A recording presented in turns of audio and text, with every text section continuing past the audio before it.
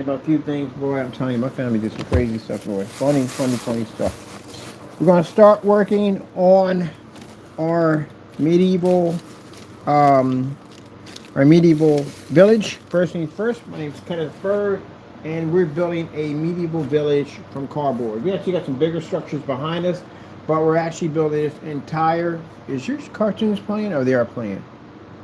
I wanted to pause. My cat's cartoons. We are going to build an entire church from cardboard. I had to order some stuff from Amazon to get a box. We're out of boxes, and I like their boxes better for building the builds and stuff. So we built several buildings. We have our medieval, that kind of crooked right now. That comes off, by the way. It's just crooked. It comes off. Ugh. There we go. We got our medieval loading dock here, or dock here for the boats and stuff. And then over here, we got a bar over there, a tavern, a bar. We're working over there. And that right there is a store. And that right there is the water mill for grinding down all the wheat and stuff like that. And we got our nice little cart. We built that yesterday at the last minute. So that's what we're working on right now. Or not right now, but we got a tower too in here too, our clock tower. I'm looking for my glue gun. That's what I'm hunting for right now. Where is my glue gun? Of course, it's piled under a bunch of mess, as usual, because I always bury my stuff behind weird stuff. Way, that glue gun out of the way, crack down the glue gun. And I saw some of the designs for the blacksmith. Oh man, it's gonna come out looking really cool. Blacksmith's gonna be a really nice design. We're gonna add with that too on top of that. All right, so we got everything here. We have scissors. Make sure we got scissors here. We need scissors. Scissors. Let me see. Scissors. Where are my scissors at? You weren't supposed to put everything up because we had to come back here and start working on this. No scissors, Bird. We need scissors. We can't put anything together without scissors. There's one here somewhere. Without scissors. Oh, great, good. I gotta start buying some extra scissors just in case if I happen to lose scissors. All right, so we got our box over here from Amazon. We're gonna turn that into a church. So I'm going to begin the process for that. So bit by bit, each one of these structures were all done, of course, by hand, and they were built just not where we get a chance to put the box first. We had to actually build everything, the corners, everything had to be built. So let me see. Cut this thing.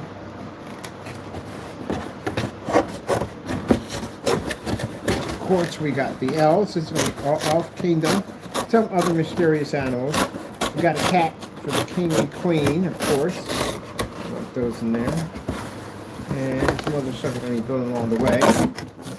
But I'm not building projection screens. This is one of the things I like to do on camera. Get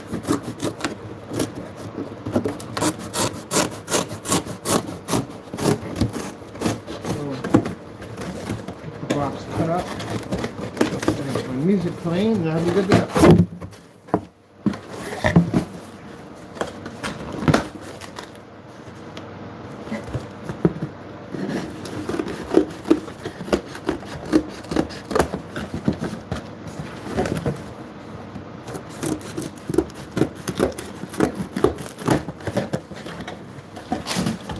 Let's get all this over here. Get this out of the way.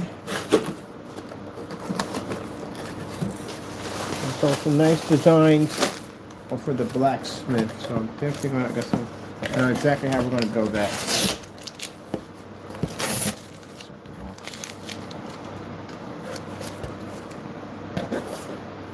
All right. And then covered over our area. I had to redo all that because I got glue droppings all over our. And I had to come back in. I had to redo it all over again. That's for our roads and stuff, and it was covered in glue droppings. This I don't put a piece of paper over top of it so I don't damage the lake and the grassy knoll, or whatever you want to call it. But yeah, a landscape.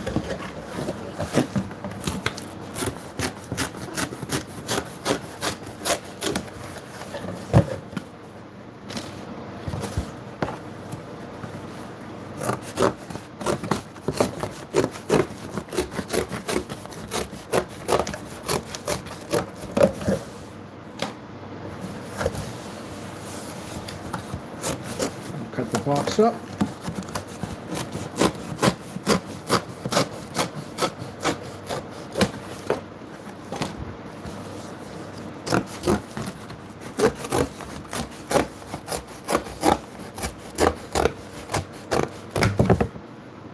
There we go. So we're gonna cut up plenty of cardboard.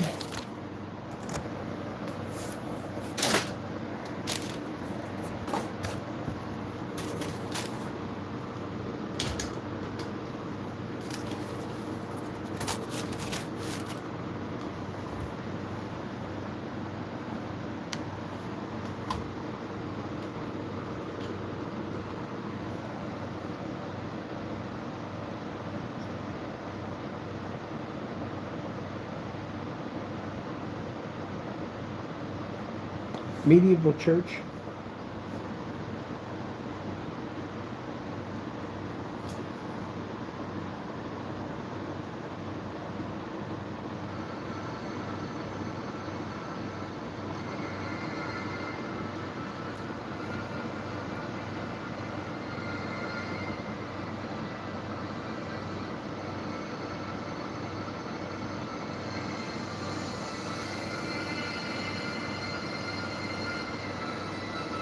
Ooh, that one I like. I like this one.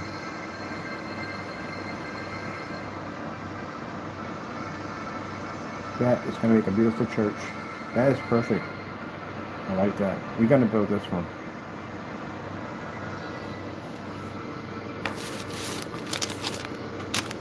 So we'll start off with a small house first in the back.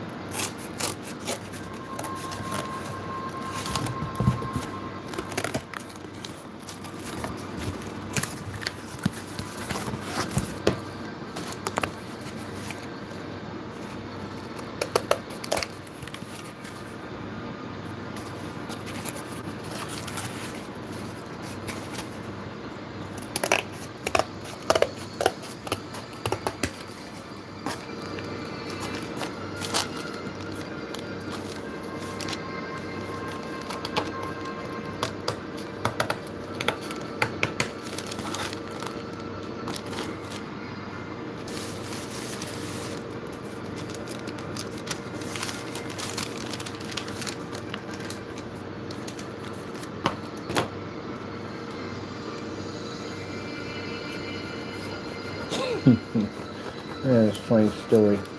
Can't talk about it, but funny story. So we're doing the back and the front of the church first.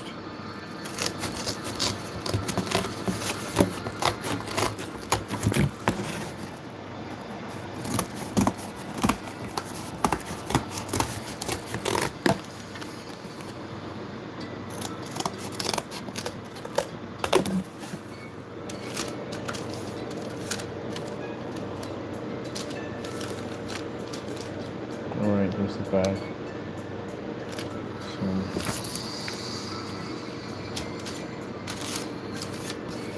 Widening the church.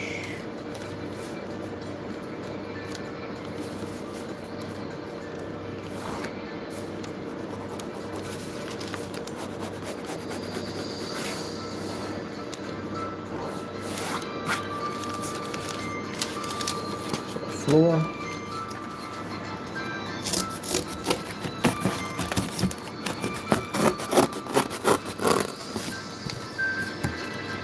We ordered the stained glass already coming in for the windows. We make our own stained glass for our church. So that's our floor. So we got floor. Now next thing we need is we need our walls. So this is the floor. That's the roof. We have to do our walls. So walls will be from here.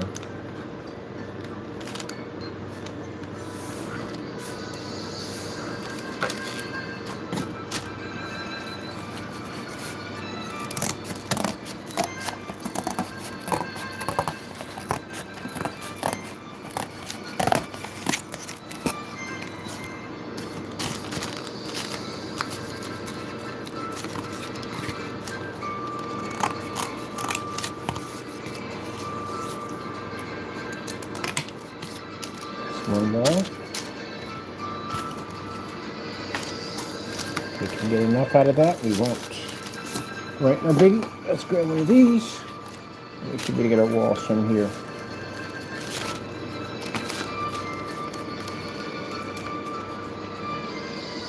So now the master carpenter has been ordered to build a church. Okay, let's begin the process of first getting our walls, roof, and foundation completed. So we can begin the process of doing that. He's throwing all the blueprints out he did the night before.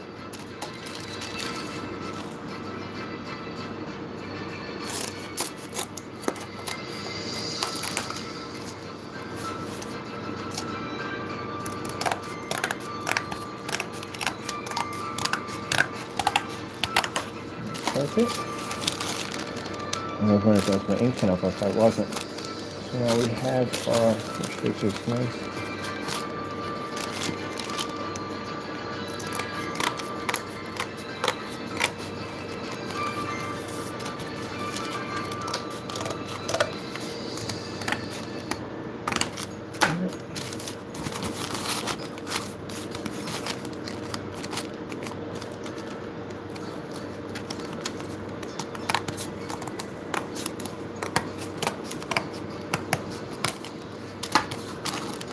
There we go. That's good. Now we have our walls. Make sure we are side.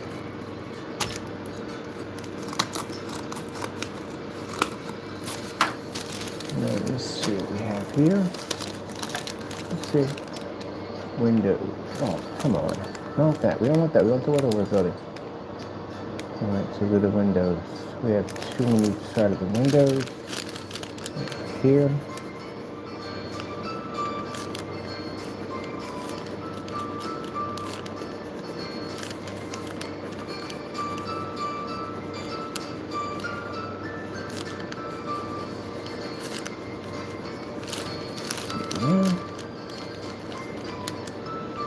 Space here.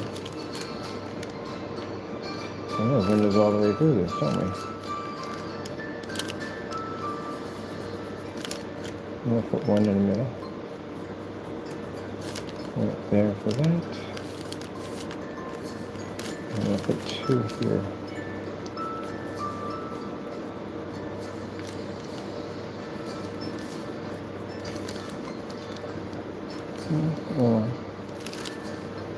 That'll be perfect. We'll do it this way.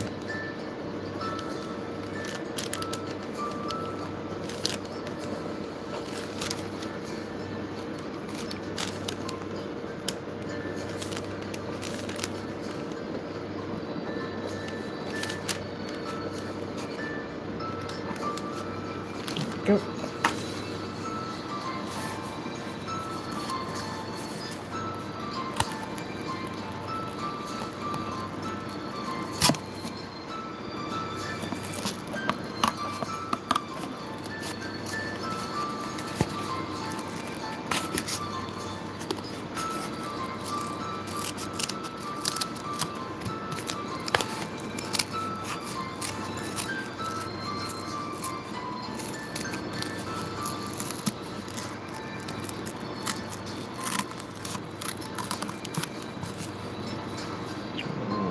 Here.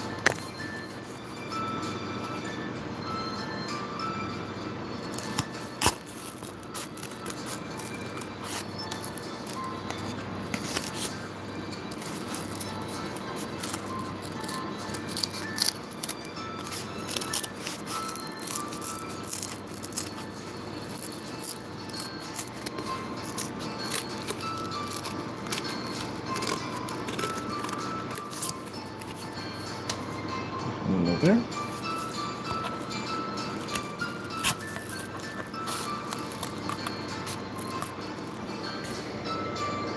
The church is all cobblestone. So.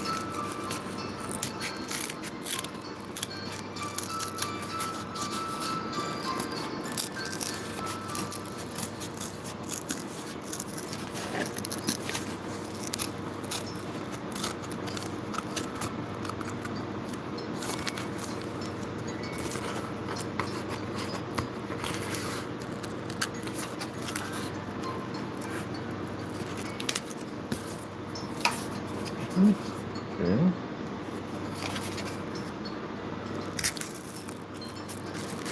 Now, we need the blacksmith. We have to build that today to the blacksmith, which is also an easy build.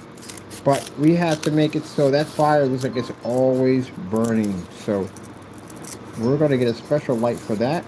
So it always comes up in orange. So it looks like that fire is flickering and burning in there. And we're going to make our own medieval weapons that'll be hanging on the wall. These are weapons that were already finished by the blacksmith. So there's our windows right there. Now, to make sure the windows look exactly the same on the side, all you have to do is go in and just trace them in.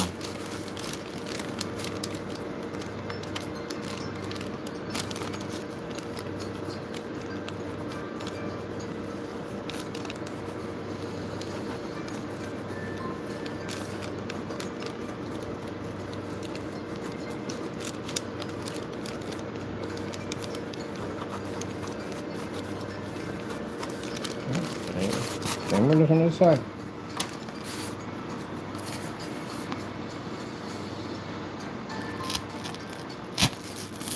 Now usually you put the glass on the inside, but for the church, we're going to put the glass on the outside, and then we're going to build the bricks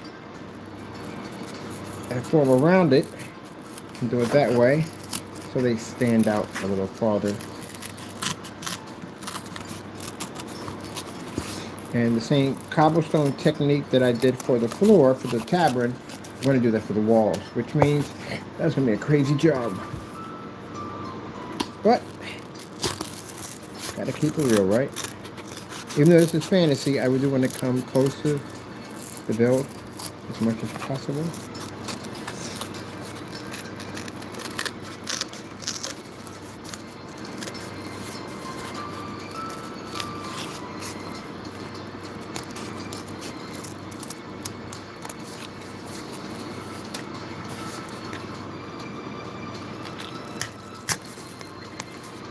Most likely, that cross was made out of gold. So, we want ours to be gold also.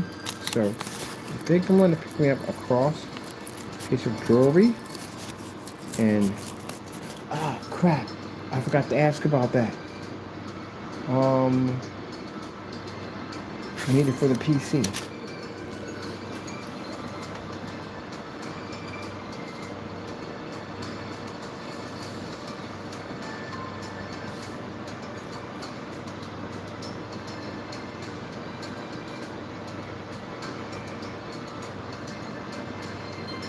Hey, I was wondering, um, does Rick Mother have any old cell phones that I could buy? Yeah, just regular phones. I need them for basic, like little TV monitors. I'm building a cyberpunk display for my PC. You got some old ones I can use? Oh, perfect. Because I just need a. All right, I just need a base to just wipe them clean, wipe everything off of them, and then what I need to do with it is I'm going to run internet to them through Wi-Fi, and I'm going to turn them into little monitors for my cyberpunk PC, like a computer display. All right, perfect. Thank you. I'll be back. I'll be through tomorrow. All right, thank you. Bye bye. Awesome. Yes. So I'm figuring out what I want to do for the PC build because I'm going to be picking up a Dell pretty soon, a Dell PC, and I'm going to be converting the Dell PC. I know we're not supposed to be talking about future stuff, but I got to talk about this. So I'm still going to be doing the Fallout. We're doing the Fallout. We're definitely doing that. But the PC I got coming in, I'm building this for my to test out the Kinect system. And my PCs over here, unfortunately, don't have 3.0s on it for the adapters. So I'm buying me a Dell and converting it. But I want to do a different case on this one. I want to do a cyberpunk, steampunk, cyberpunk slash. That's what I want to do. And I need a bunch of little monitors to do it. So cell phones are perfect for that. And I was contacting my family member, and I forgot they had a bag full of cell phones over there. I'm like, you guys do anything with these things? So they're not doing anything with the cell phones, and I'm going to take them. They're going to wipe everything off of them, and I'm going to use them to basically bring them online so I can put little monitors out there and show those displays all over my cyberpunk PC setup. So we're going to convert those cell phones to look like really high-tech monitors and stuff like that to match cyberpunk. Oh, it's great. I can't wait. It's going to be sick. Because if you watch any of the cyberpunk, there's constantly monitors and stuff all over the place and neon and stuff. That's what I'm going to be doing with them. So that's what I'm going to do with my PC build. All right, so now we got nice, perfect see-through on both sides for the church, right there. On both sides, right there.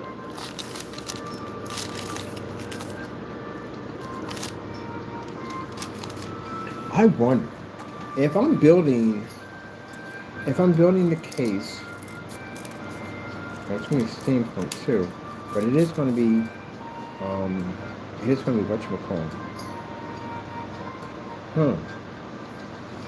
I might RGB the whole thing.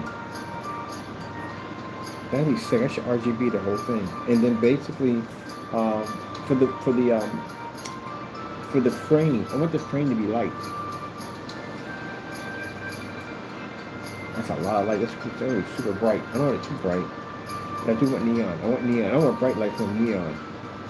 So I want the whole frame to look like it's actually made out of neon.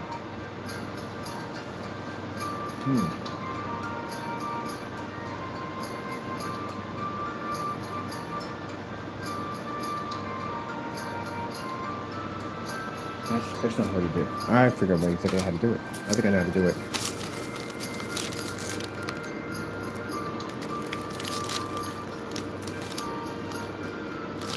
Okay, so that's the front. That's the church right there. We got the right there. We have the floor. This is the floor. That's the floor. And here. But that can't be the floor. No, that cannot be the floor. It's a little shorter than that, Tricia. Right, here we go. This is here. Oh, wait a minute. Where did you cut this out for? I'm cutting for the wrong side. This is supposed to be here. And here, that's the church. These are a little too short. But actually, let's see. Can we get here? A little tad off. I'm going to cut over here. I want this third window in there. So we'll take the third window for that.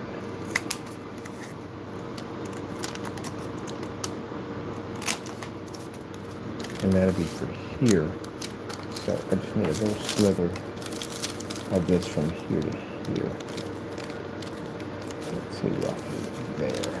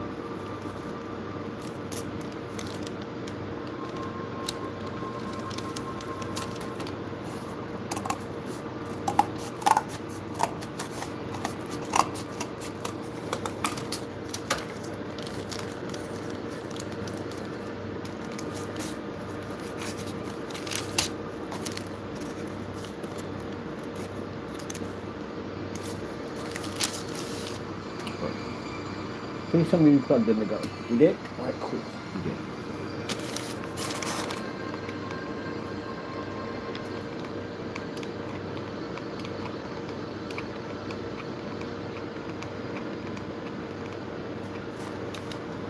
Okay. Put floor extension on.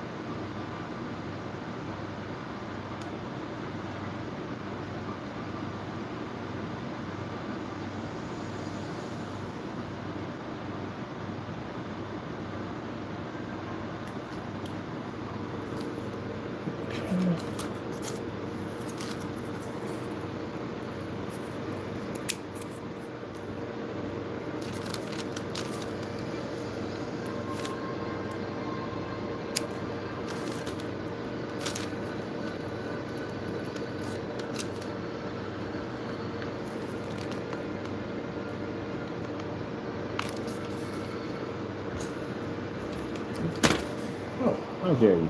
Up here. Behave.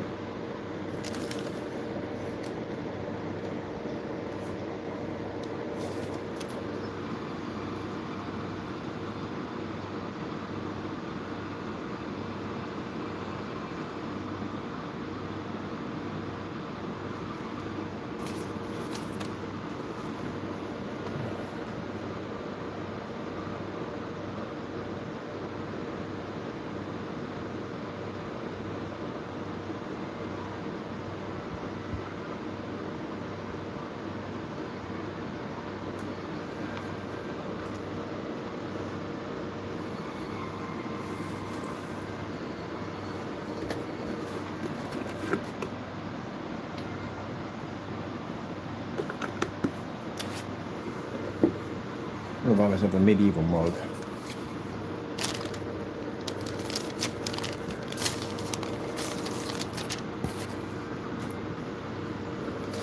Alright, so we have here.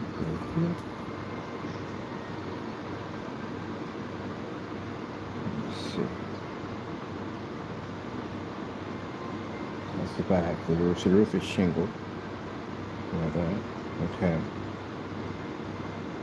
That piece fits around the side. Okay, that's pretty understandable. Alright, so we're not going to have anything for that. Alright, so we'll go with that. Are these fitting in here like that? They are fitting there. Okay, cool. Let's scoop this one here.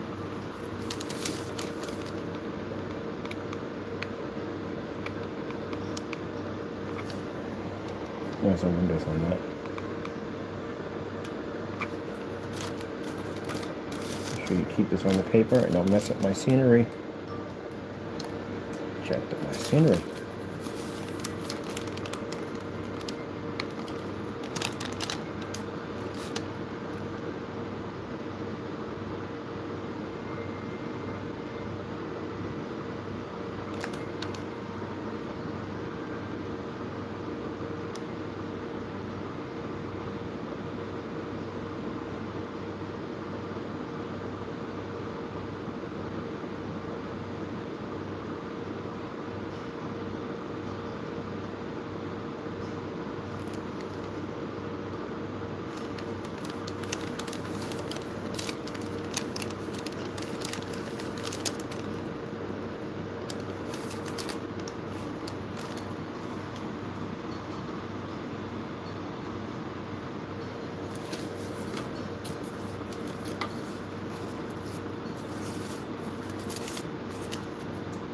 That's on this side from here to here.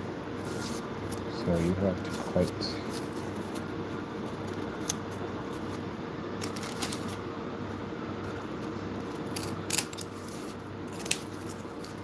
right there. That would be from here to here.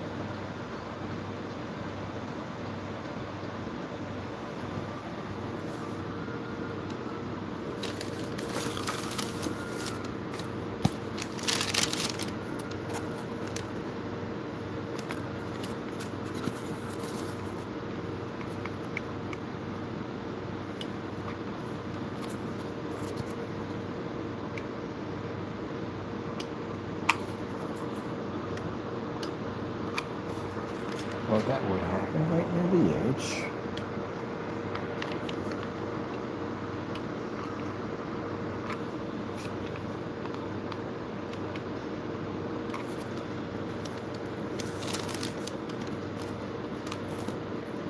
Oh, maybe on the outside.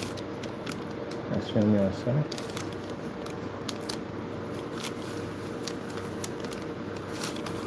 Oh, did this completely wrong. It's supposed to be here. Now the outside of it.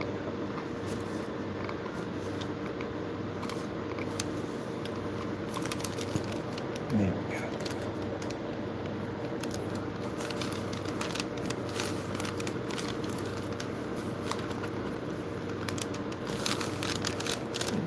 Behave. Come on, behave.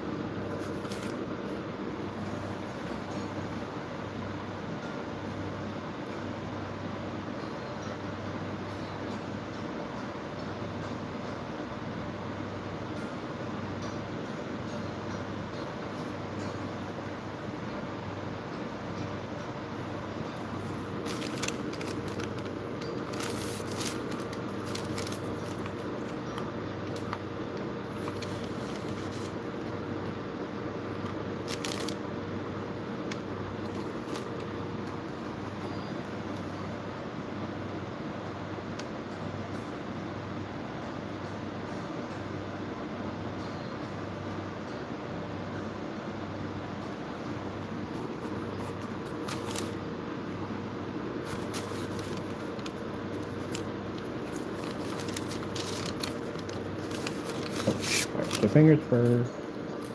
Let's see a little bit more over here. That's better. This one fits. Perfectly.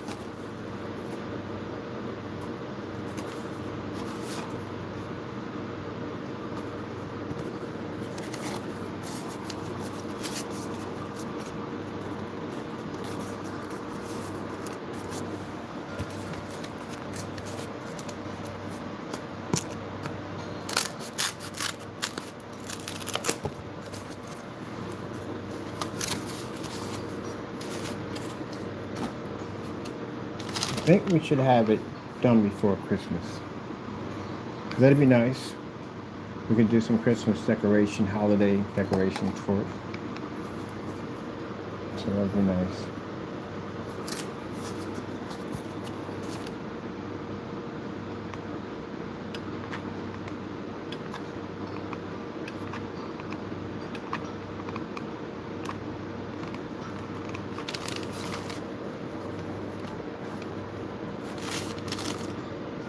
You know, it's just go off. We're gonna need this all the way over here.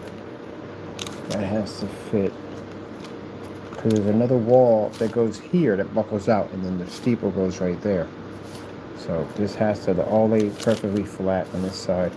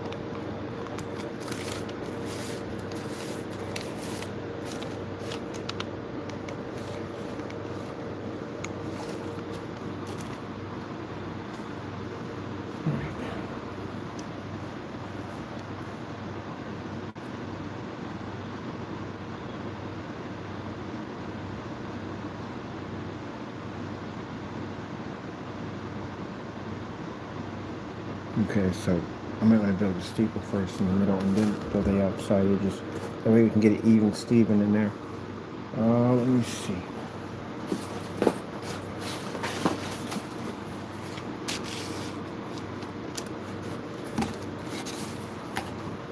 That's where the door goes in.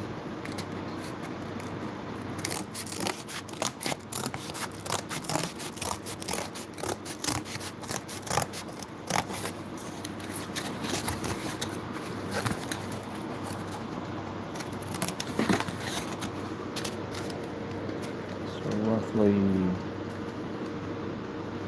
we have 2 layers. Let's do the first one here.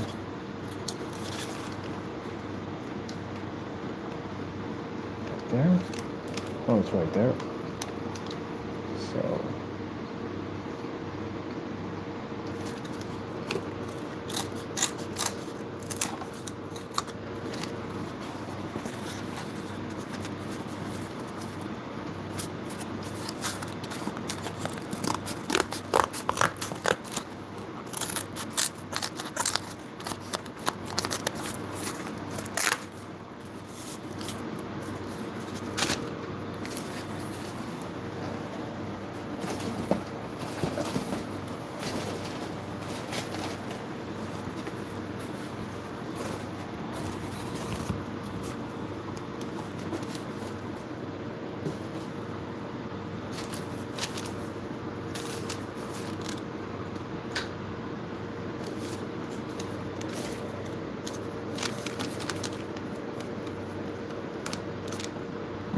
excuse me.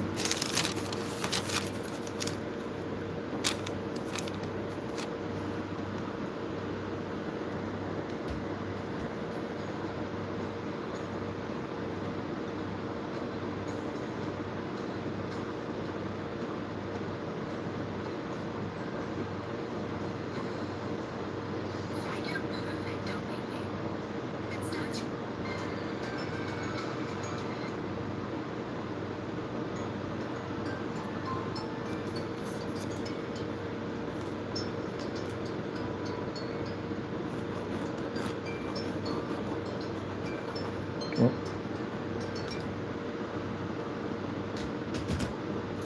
This cartoon's went and paused.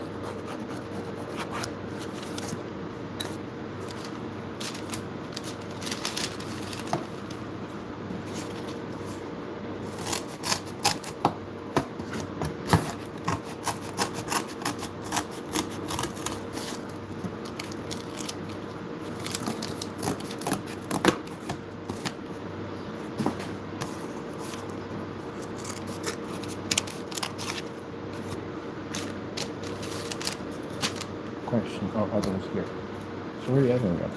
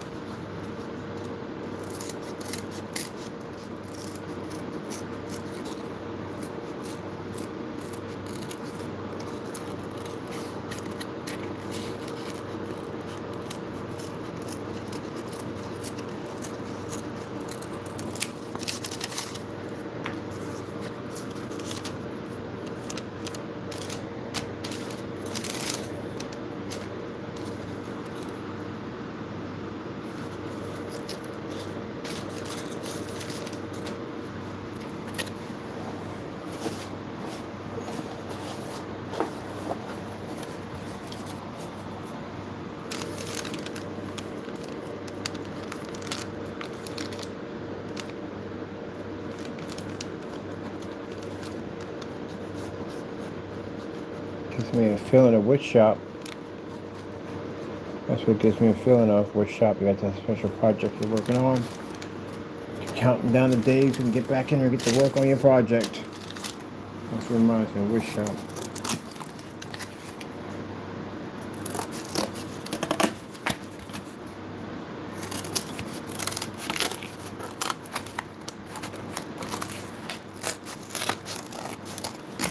Wish I'd have kept that stuff. Made a little model World War II airplane all out of wood. I also made myself a treasure chest too. Put my coins in. Don't keep any of that stuff. I don't know why.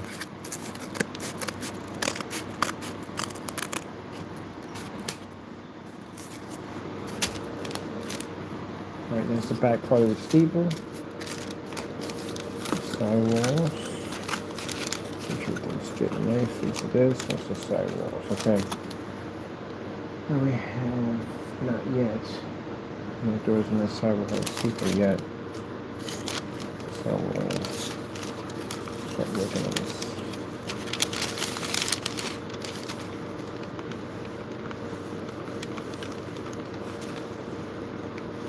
So we got Master Craftsman has to bring in the stone cutter. He's the one that's going to be doing most of the work on this build. These are the elves who are putting all this together. There's a bunch of them. Not just one, there's a bunch of them that work in this kingdom. I have to take a picture of Mr. Taco over there and then basically Photoshop his crown and everything on him so I can get a portrait of him and turn his picture into a portrait. So that way I can put his picture behind near his throne because he's going to be in my castle along with his wife. I decided that the kingdom is king and queen are cats, but they talk. They're not regular cats.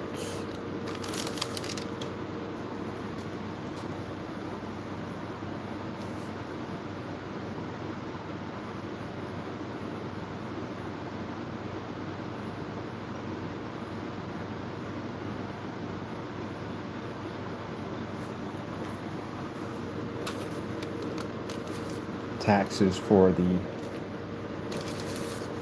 queen and king are very reasonable. Fish. They're paying fish. Fish tax, every fish. Let me see. Oh, wait, we're building this. I'm like, where are we building this again? These are sides of the front.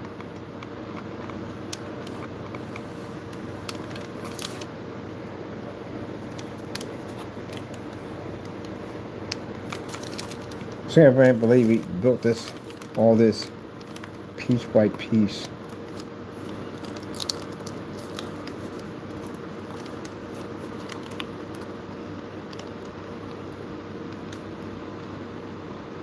So yeah, when I get the cell phones tomorrow, I'm going to reprogram them.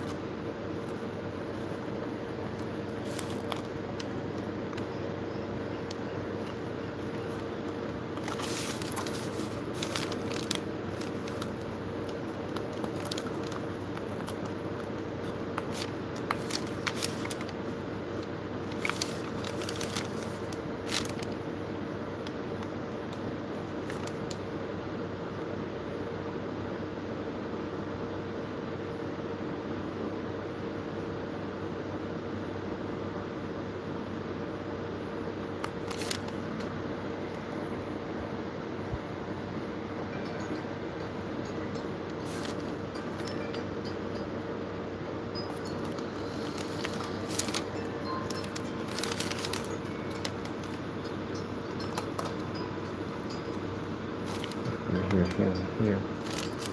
And even there.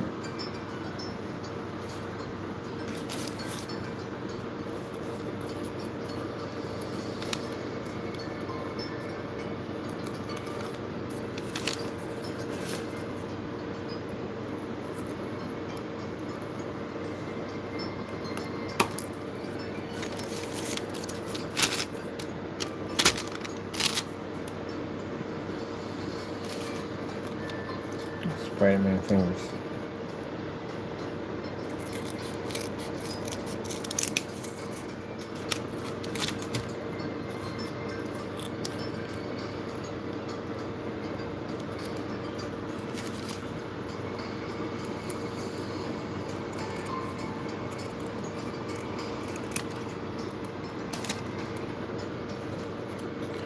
I told you how on Facebook there's a guy in there that I watch his videos, and he shows these little worlds. They're all AI generated, but they're beautiful. And I like to watch those little worlds. And I start building my own. Still gonna watch this stuff. His videos are amazing. Yep, and build my own little worlds.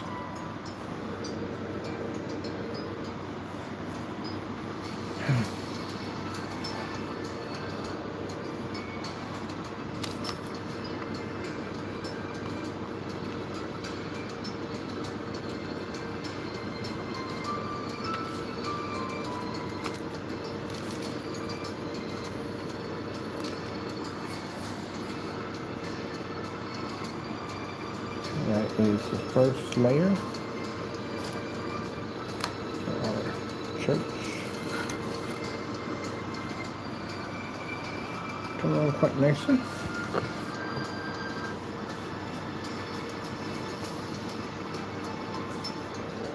Make sure that it's right against there.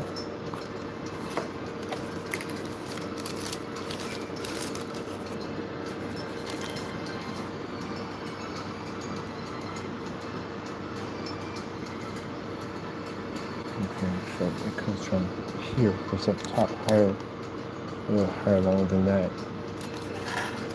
Put that on here.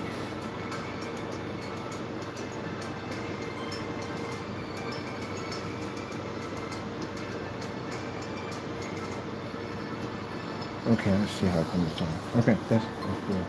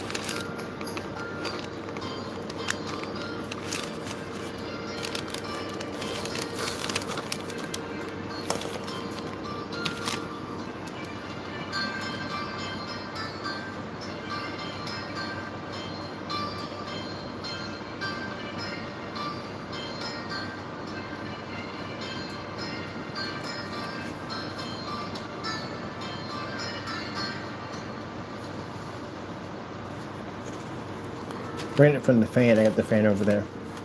So if you see me push it away, it's because I got the fan over there. And I'm trying it real fast with the fan.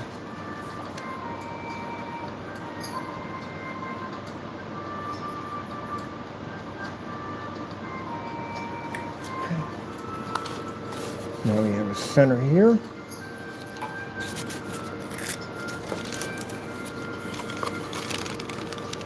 Let me see. So a little farther past the house itself. Over here, and it would have to be right about here.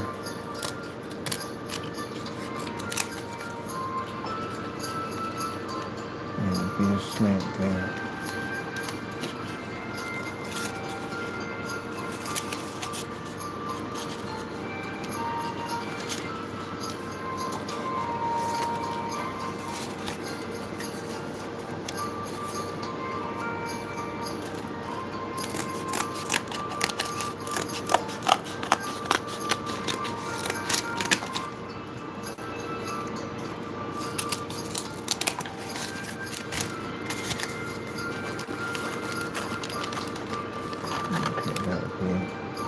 I need 2 more of these. Okay, let's get building on that. Give me 2 more.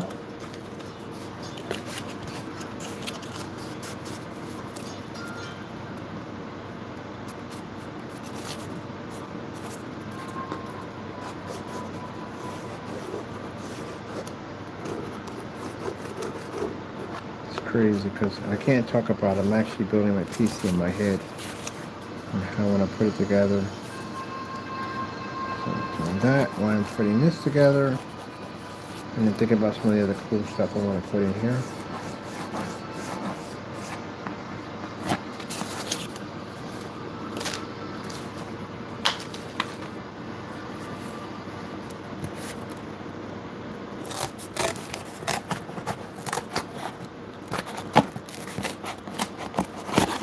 It's weird because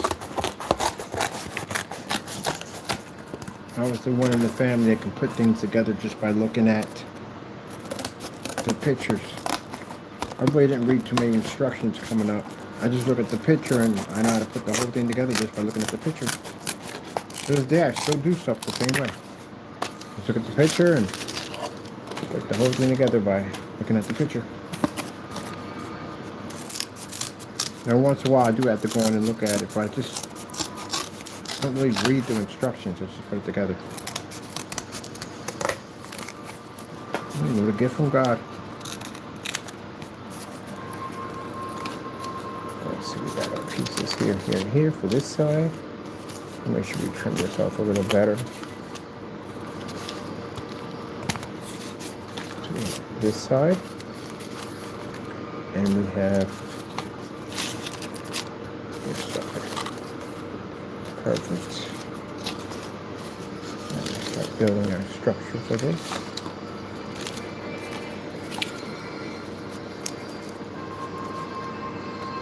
Be a little thinner than this.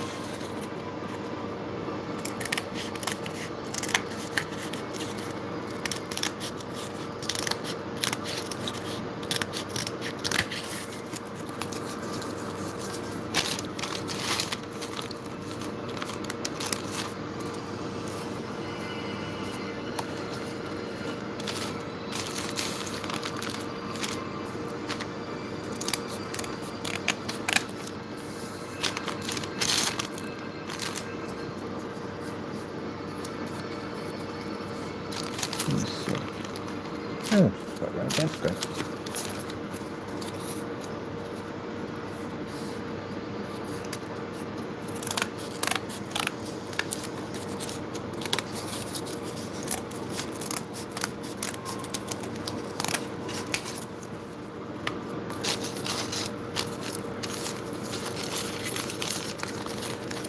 Yeah, together.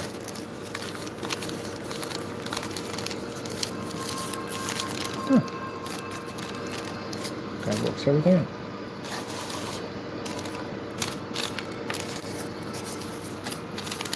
Not the long side first.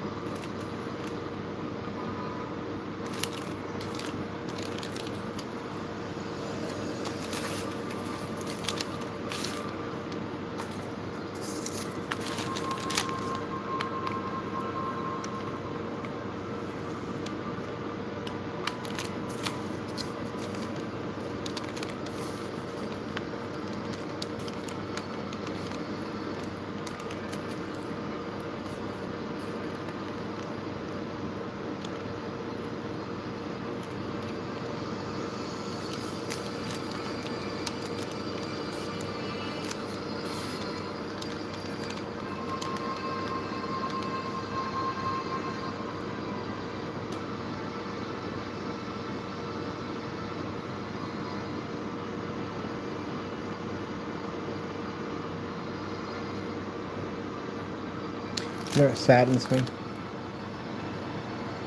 Amazing skill level in printing. He does.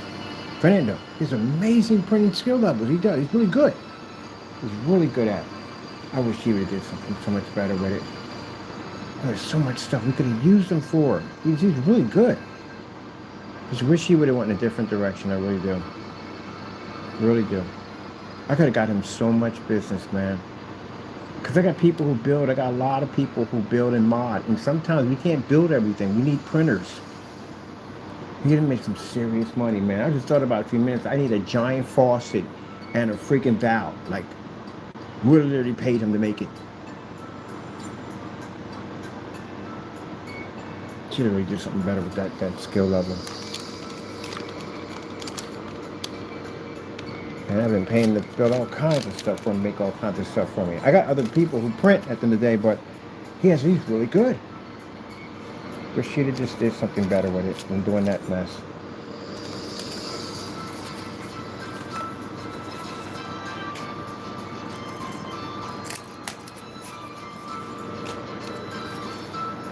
Would have been a blessing if we used it in the right way.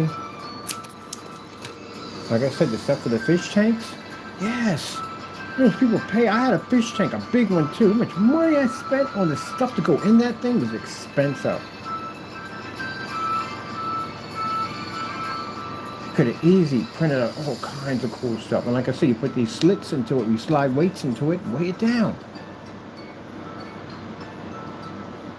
Contractions, and put compressors in it, bubbles pop out of there, lights. So many things you could have did with that skill. That's what saddens me.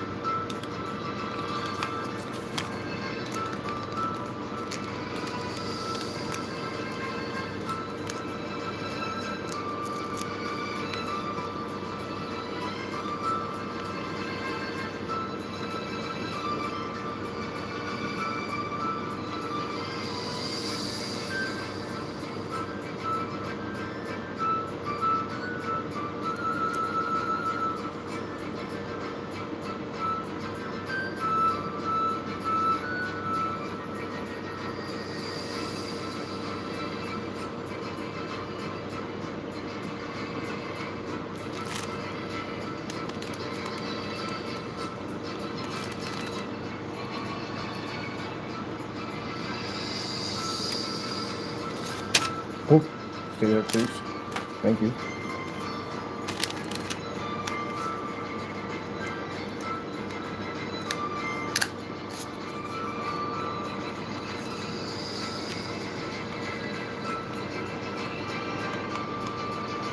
Okay. That's what is sad, that people may say, well, I'm making money. That's good and all. But at what cost? It's not worth your salvation. It's not. That's why I said at the end of the day that's not to be rude, but it's not real money. It's not. Even if you're making a ton of money, it's still not worth it. It's not worth your salvation. It's not worth it. When I walked away from the cross, I was making $30,000 a week in the business I was in. And it was a legal business. It was something that could have got me locked up again. It could have, easily. I was making $30K a week. Easily. And I wasn't even pushing it. If I was pushing it, easy, $100,000, easy. But at what cost? That's the thing. What cost is it going to come to? Not worth it. It's best you do things right by the book. Do it all by the book rightly. Do it all by the book. Oh, don't cut this one. What are you doing? We need this. Yeah, it's not worth it.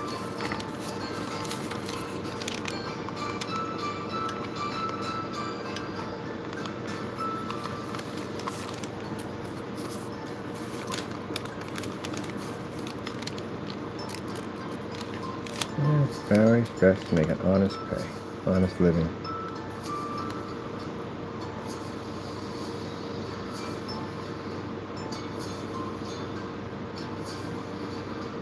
All right, stone by stone. Go ahead.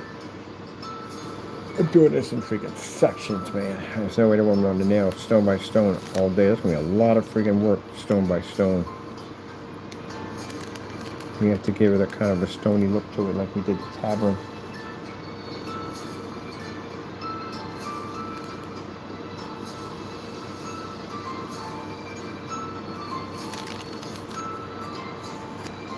There we go. I'm thinking on roses. The flowers ain't gonna be a little bit or big, because they're designed to make the town look tiny. That's why I put flowers in here.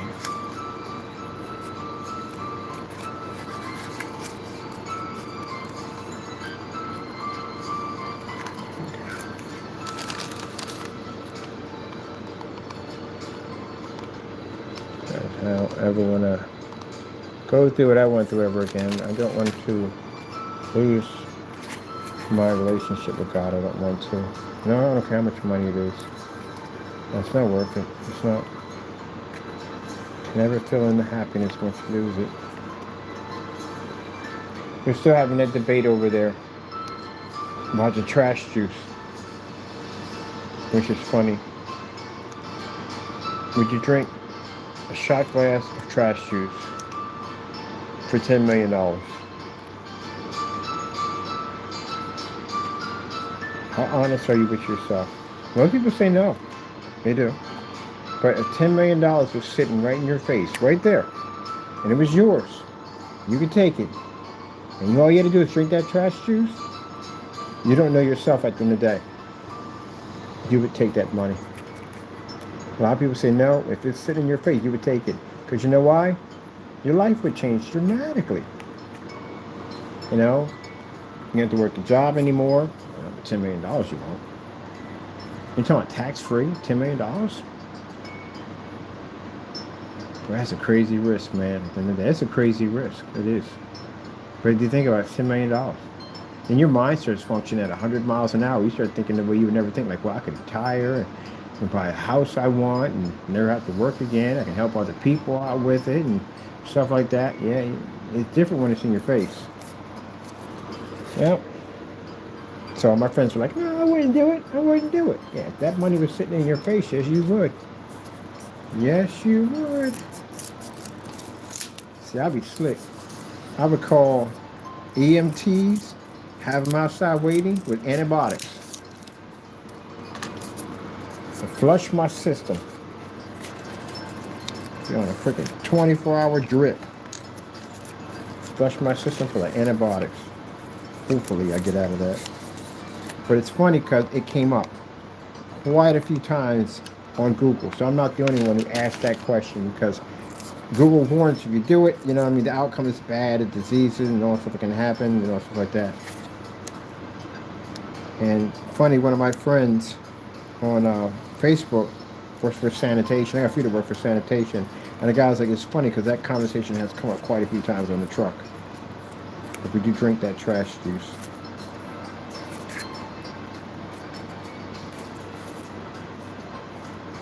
Yeah, people would. You watch a game called, what's it called? What's that game called? They made him do weird stuff for money. Can't think of the name of it. But it was only $50,000, and people did some of the most crazy stuff on that show. So, yeah. Okay. So once we get all this built, actually this is all made out of stone anyway, so stone layers are there.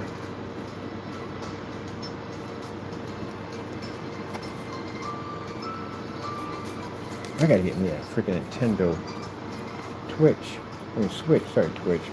I gotta get the Twitch. I want Switch. I want one so bad. I may definitely get one. Definitely want one.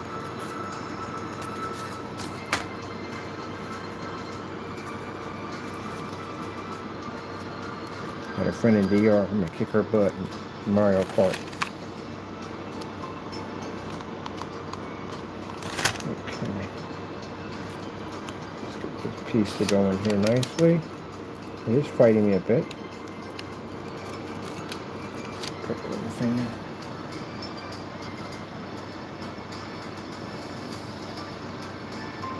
I literally want to go play some Assassin's Creed right now.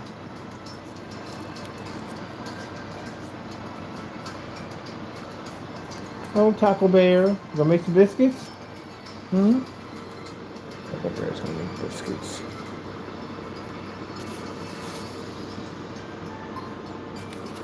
Taco's gonna make biscuits for everyone. That's what he does, he makes biscuits. Professional biscuit maker.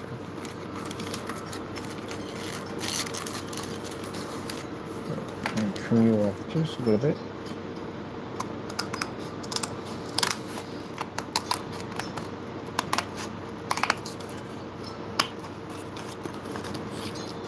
And they're making biscuits with the beans. Little beans.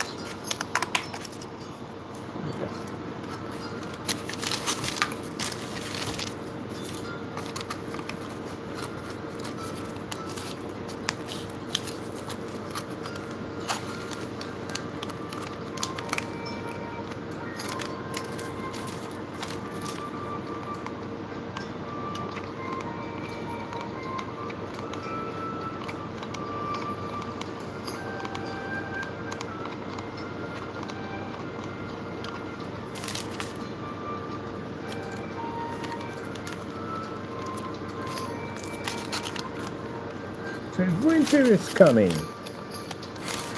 I wish I would have freaking watched Game of Thrones, but someone didn't watch it like an idiot. I wish I did, but I didn't. And the episodes are too long now. I'll never catch up. Pretty much I'll never got to watch the whole thing anyway.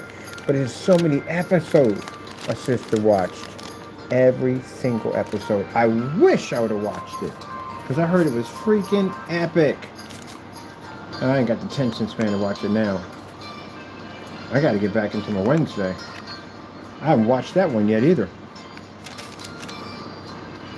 But I'm going to make some time to watch Wednesday.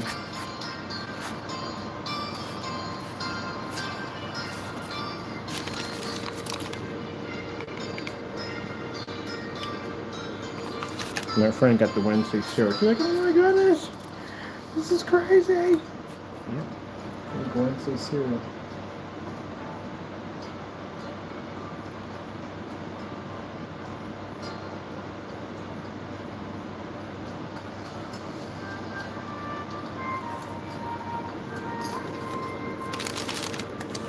So got some Wednesday cereal.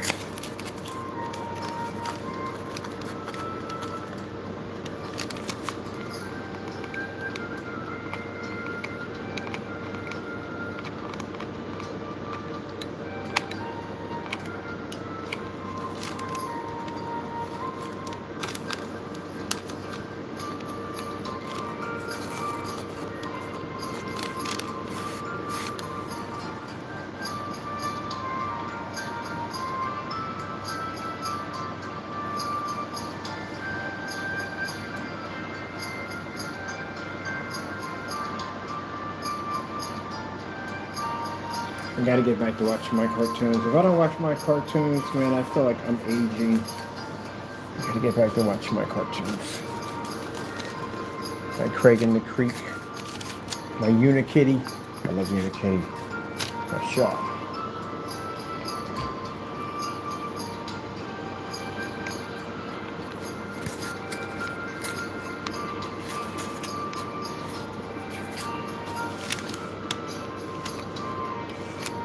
So I don't eat cereal without cartoons. I love cereal, but I don't eat it without cartoons. Without cartoons, I don't eat cereal. I have to have my cartoons to get my cereal.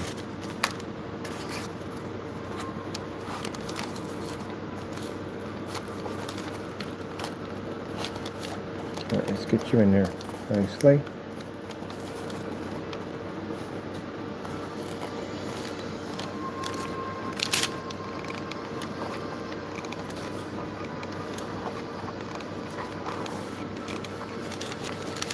I'm excited about my new PC.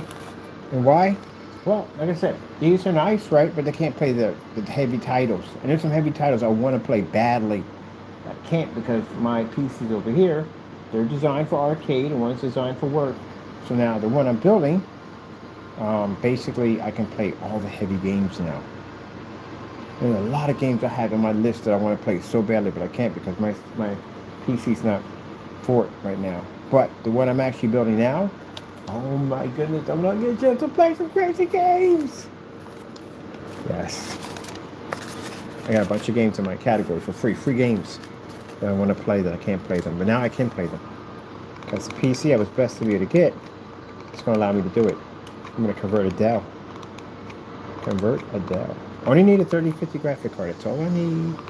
I don't need a lot of power. That's all I need. It's more than enough. I need to play the games I want to play. So I'm happy with that. Some really cool games I want to play. Got a refurbished Dell, and I'm going to convert it. That's why I called and asked my sister for his cell phones, because I need the cell phones. I gotta take them apart and make my little monitors for my Cyberpunk setup. There we go. It's coming along nicely.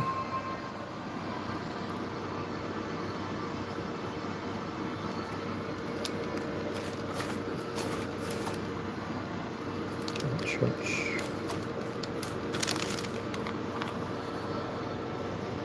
God we trust.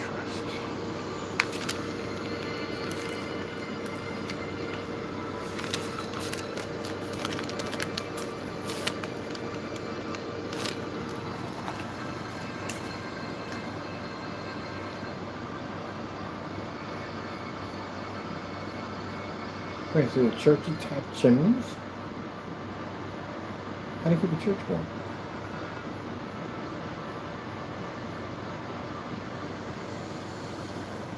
We did have chimneys. The small chimneys. I gotta look that up now.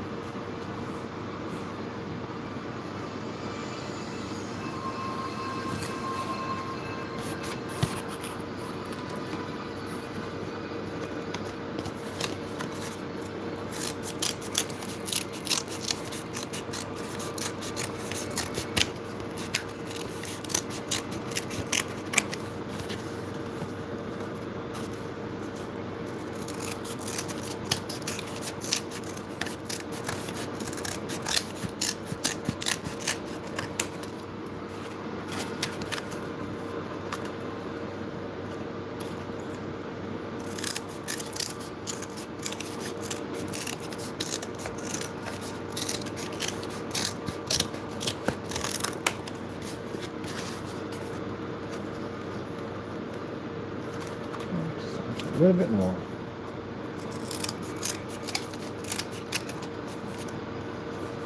And nope, just a little bit more.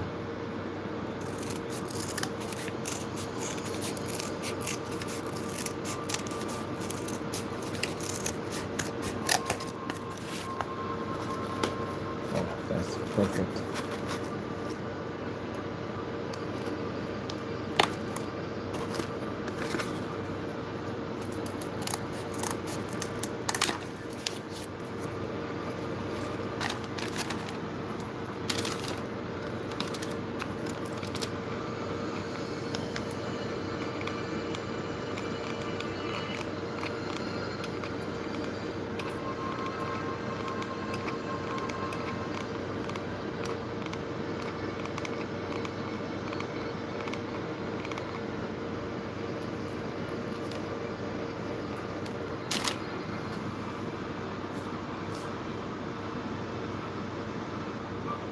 Copyright-free, uplifting, happy medieval music.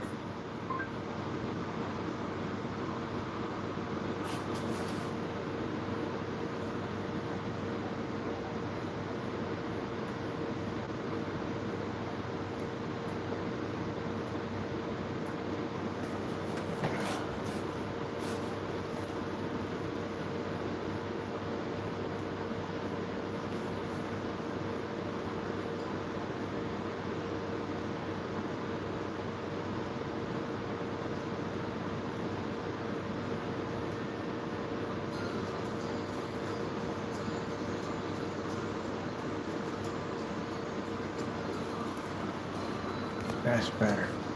Gee whiz, that movie was making me depressed. It was a...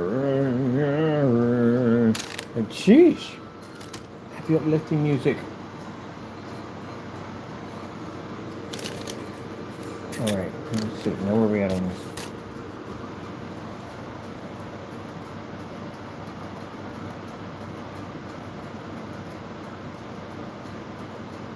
Alright. So the windows should be about this size.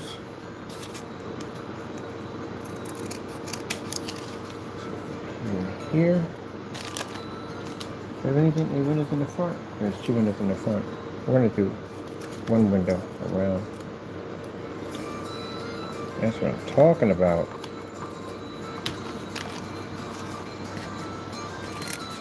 Keep it happy.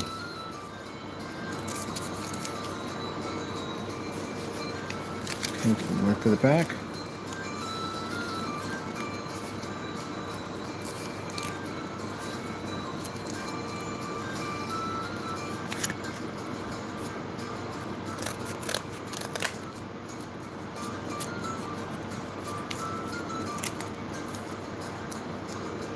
Count. So that's for front and back. Let's get our sides.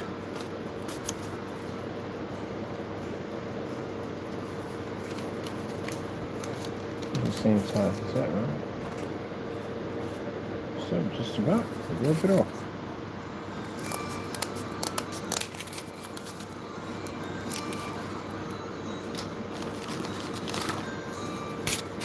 Oh, you're gonna mess up my that glue grips.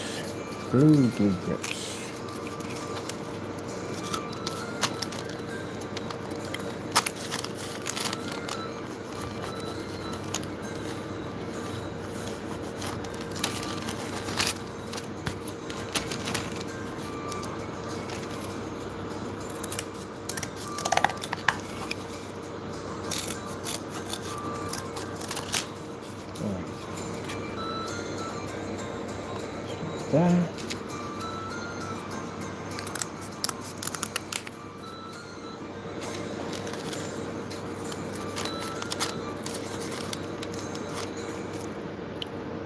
Yeah.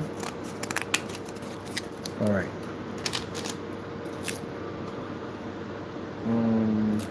Small ones. So I'm gonna put one here.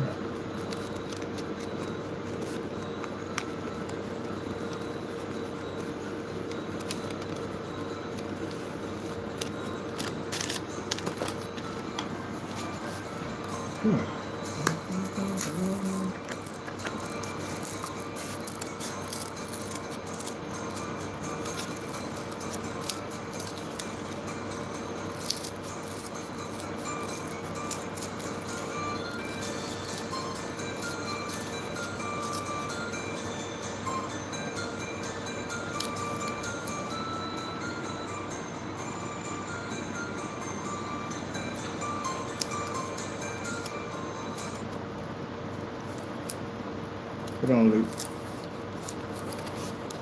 Get it out again.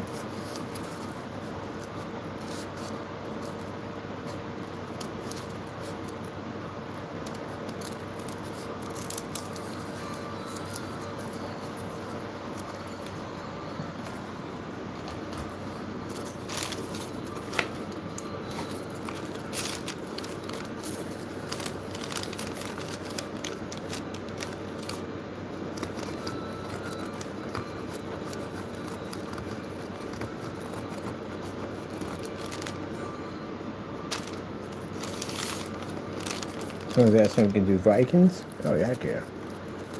Definitely do Vikings. Why not?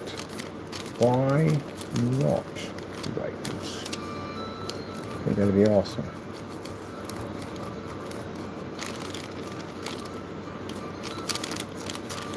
Make sure you got this right all together.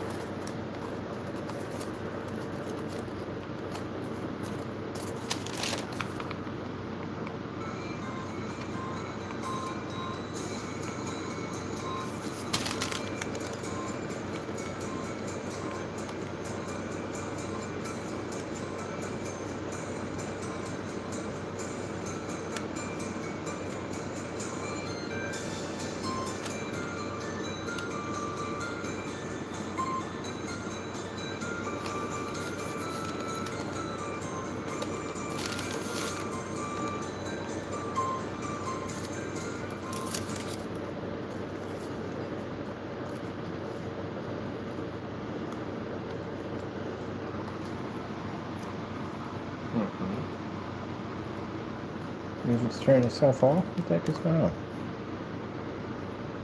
What's going on with this thing?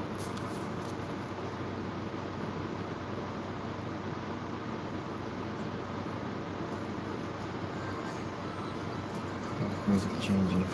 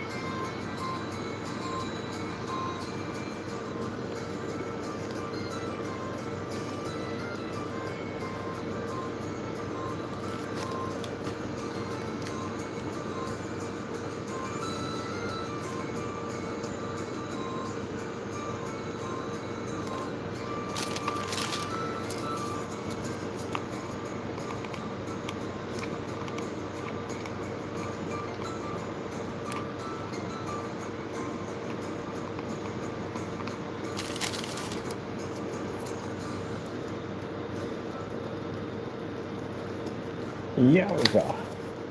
Yowza? Yowza.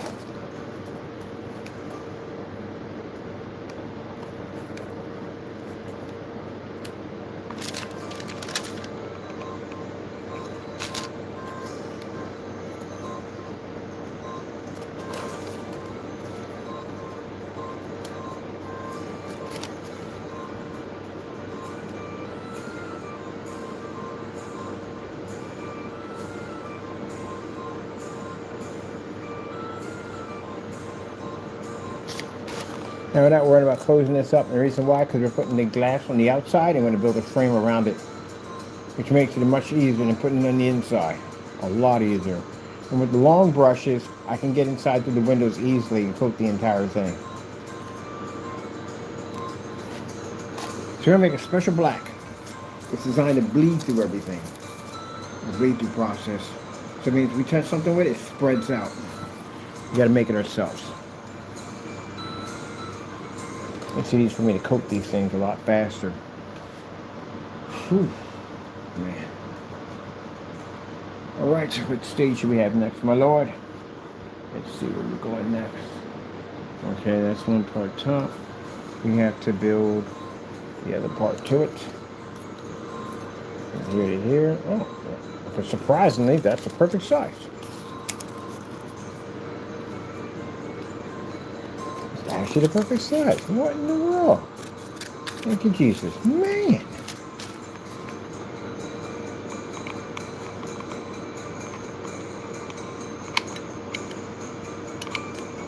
We're going to make our own straw out of cardboard. For our crops.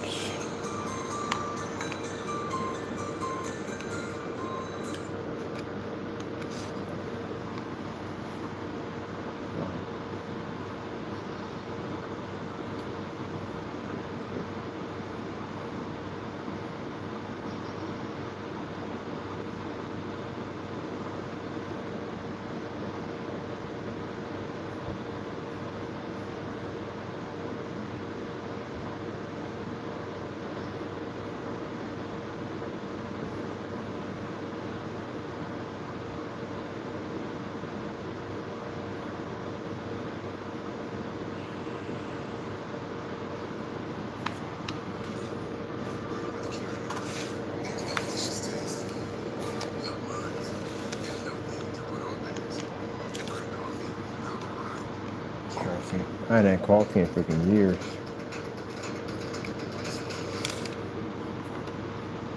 Oh. You smell it a lot in here, but I don't drink coffee anymore. It's not really bad for me. I just don't know how to control myself when I have it. I drink too much of it. Yeah. Can't be normal like everybody else and have a cup. I gotta have McDonald's jugs, cups, and all that crazy stuff. I just go too far with it. So I said, no more Mr. Bird. You cannot have any more coffee. Oh, but I like coffee. No more coffee.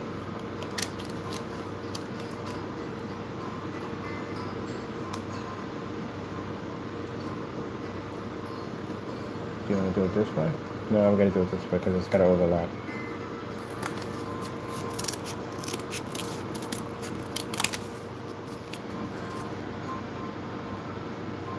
Ah, I see. Okay.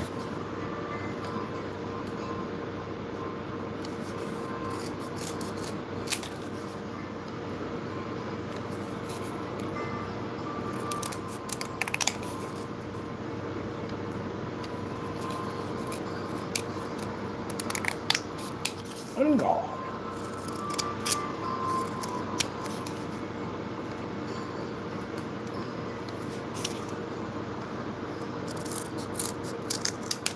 I like watching fencing. I do like watching it. The whole dash it, and they dash your feet in, and they pull back. Oh, that is amazing. I'm gonna try that. I'm gonna try fencing. I'm gonna try. I'm gonna see what it's like.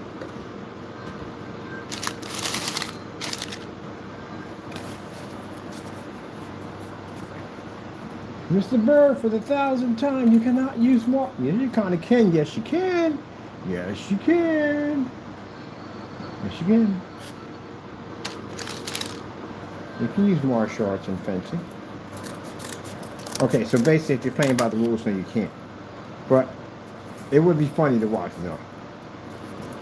It'd be interesting.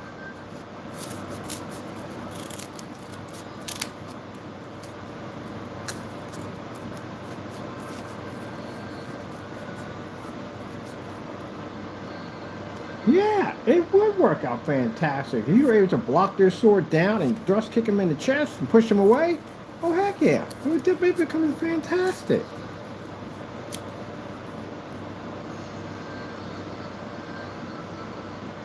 Especially with the jump kicks and too on top of that.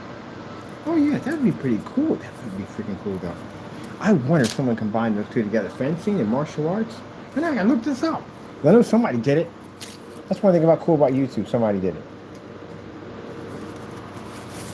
Fencing and martial arts? That's pretty cool.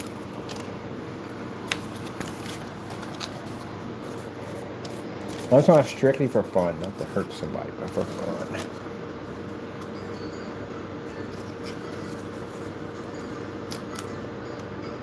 Have a little.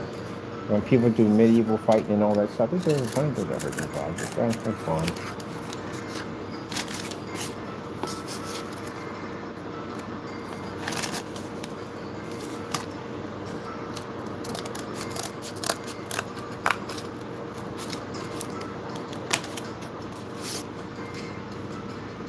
On this side, we got that side. Let's get this one done. Put them on a Stribishnoff.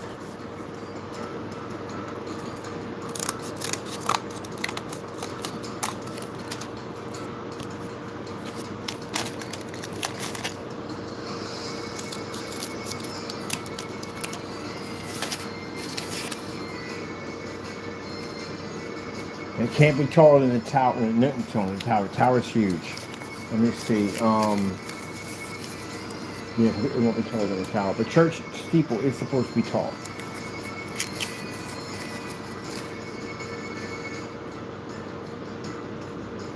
So the tower's way taller than this. So it's supposed to be tall. I want to get to see my church. Alright, let me see. Let's get started on the process of the pillars of the church. Oh, we need to do all these same birds.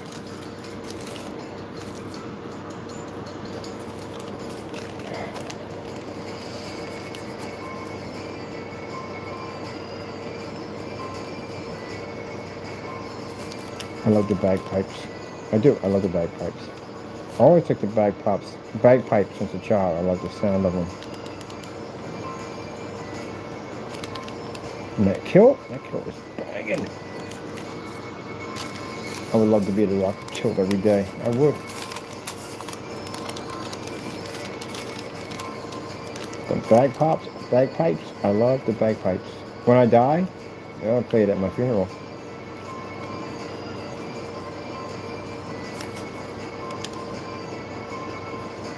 I always wanted to go to Scotland. I wanted to go to Scotland too, also. Curious about the Loch Ness Monster. Terrified of it, but also curious about it.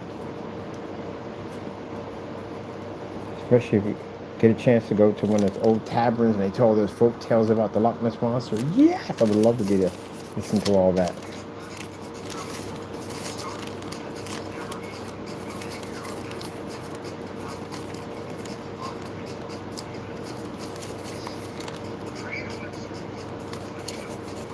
Do I believe in the Loch Ness Monster? Yeah, I do. Why not? Why wouldn't something that big be able to be in the ocean? Why not? You know how big the ocean is? Again, we haven't discovered the whole full ocean, okay? So there are caverns and caves and stuff going down there. We don't know nothing about whatsoever. We only know what we know. That's it. And again, God did give everything its boundaries, so we don't know. They wouldn't even have known that a colossal squid existed until one popped up. Like, oh, snap. I didn't even know that thing was actually real. Yeah, called a colossal squid. They're actually bigger than the giant squids. They're called colossals. And they're huge. Rarely you would see one of those things. But they do exist. So, who else, what else could be down there swimming around you don't know anything about?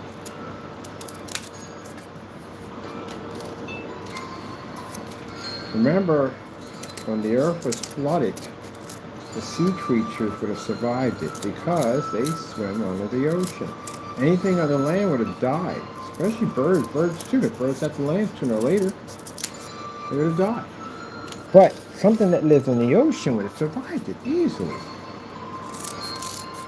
So who knows what from the biblical era is actually down there swimming in the ocean? Now, they speak about the Leviathan. They do. They speak about how one of them did perish. God did destroy one of the Leviathans and never spoke anything about the second one. There were two of them. One Leviathan was struck on the head. The children of Israel, referred to the children of Israel, while they wandered in the wilderness. And the Lord felt that the Leviathans together could devour the world because they were so powerful. So it never spoke of what happened to the second one. So what happened to the second one? Where is it? I don't want to know. Just to let you know. If you read in the Bible in Job where it talked about the Leviathan, you don't want to know.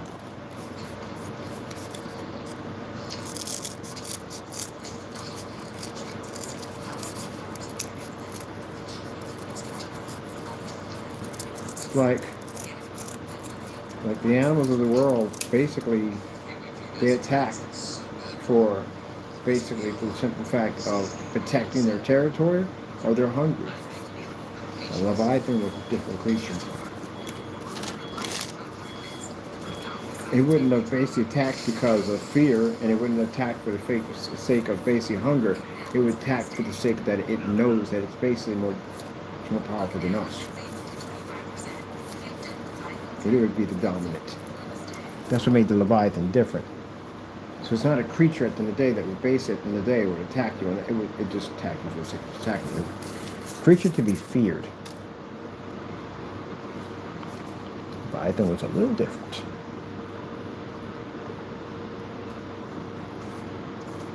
Sharks are territorial creatures, and that's why people have learned to be able to respect them, swim next to them, professionals swim next to them.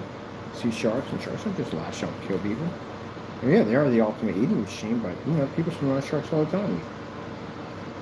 Or anytime if a shark's going to attack you, it's hungry, or you're in its territory, it doesn't want you in there. That's it.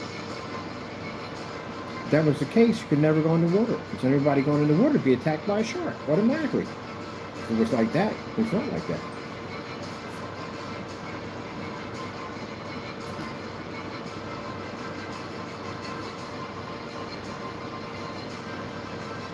Just like orcas and killer whales and all that stuff. They swim right next to you. They won't even touch you. Some of them swim under boats and don't even mess with you.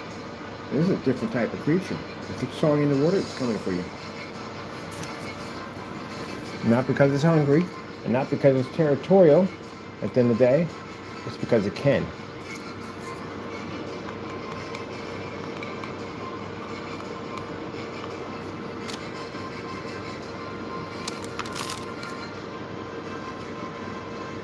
Something like the T-Rex. Like the T-Rex.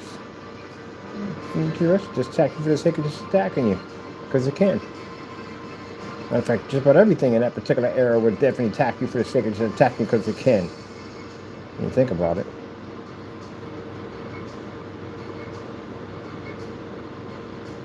T-Rex was considered to be the most dangerous reptile. There was another one.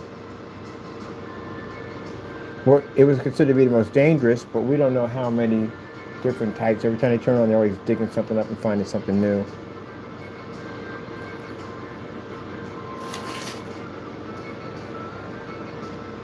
This is where we have problems when we go to the museum, because I asked them the same question, like, okay, so we got bones on everything else in here.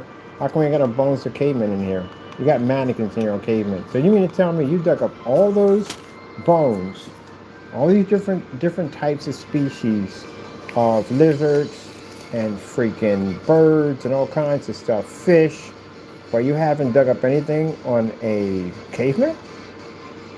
We just got mannequins in there. Because there were no cavemen. Cavemen don't exist. There were no cavemen. The two people that were first was Adam and Eve. They were the first. And it all makes perfect sense too on top of that. Because woman was made by man. She was made from man. Not from man, the other way. She was made from man, so her name is woman. And man has one less rib than a woman. Because God took the rib from Adam and made Eve. But you want me to believe in a caveman, or we came from apes. Okay? You can explain that to the Supreme Being when your time comes. God forbid. I always say God forbid, because I don't want anybody be in a rush to go there unless you're ready. Well, not if you're ready. It's when the Lord decides to bring you back. When it comes back to that. When the Lord says it's time for you to come home. Or time for you to come back. Hopefully it's time to come home.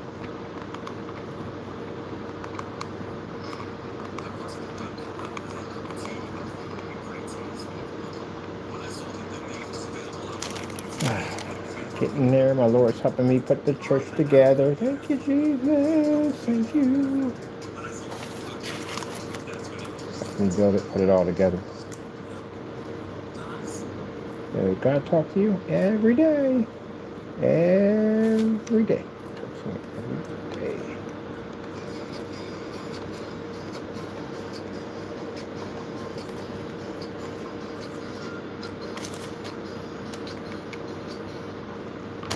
I was instructing 3 minutes ago. I was like, Lord, when I put this church together, I'm going to need some help. Give me understanding how to build this. Bless me with understanding how to build this.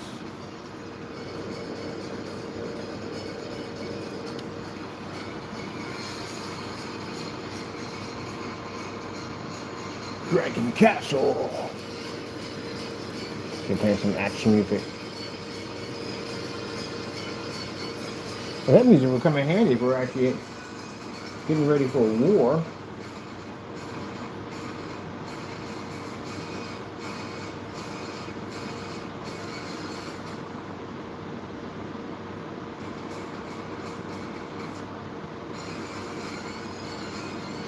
Too much action going on.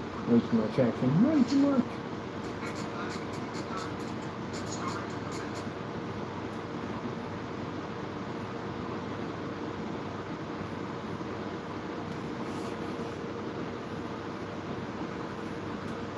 no, no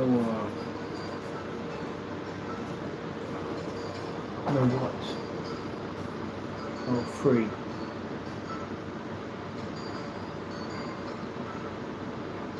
Cool.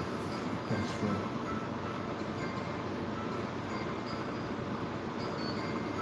I'll take that. Thank you. And they're nicely for a top.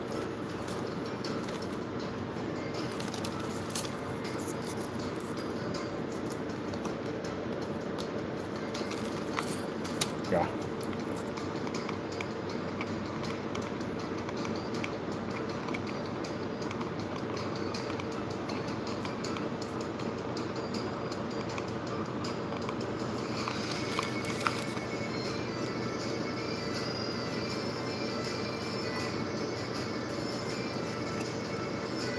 Bagpipes.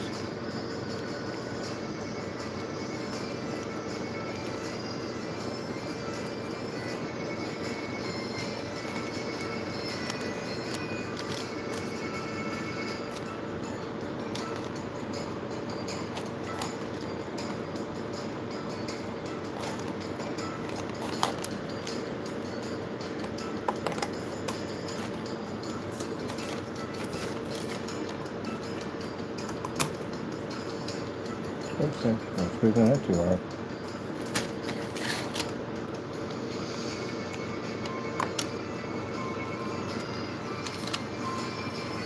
Oh yeah.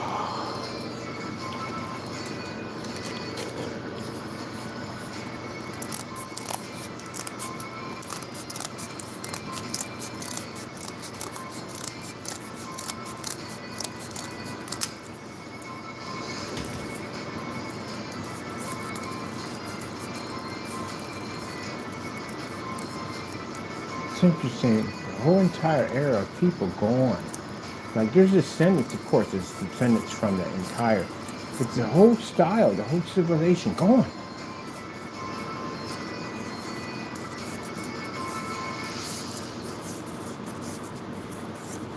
It's not completely gone because you have people that are ancestors from them.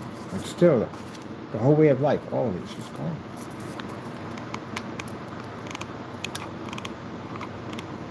Can you imagine in that era, and you think that nothing's going to change, this is your era, this is how it's going to be forever, and to find out here we are now with this, isn't that crazy? Somebody somewhere where you walked over 1,000 times out there in the park with your dog, sat there and dreamed of their world. And now you're sitting there with the technology we have today, not aware of who laid in that grass many years or centuries ago.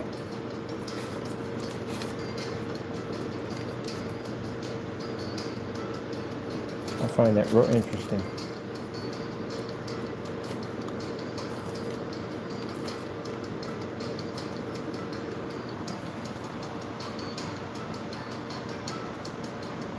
Take an idea how many people walk the path that you pass, we walk over and over again.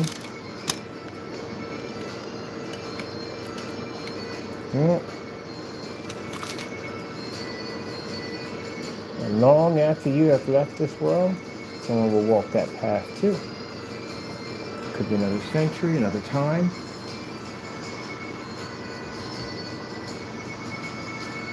How many people walked on the same path that I walked on? From what century? I find all that stuff interesting.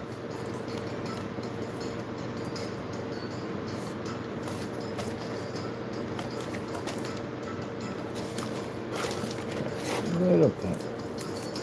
Let's have that one in like that. And then we can stick it a little better here.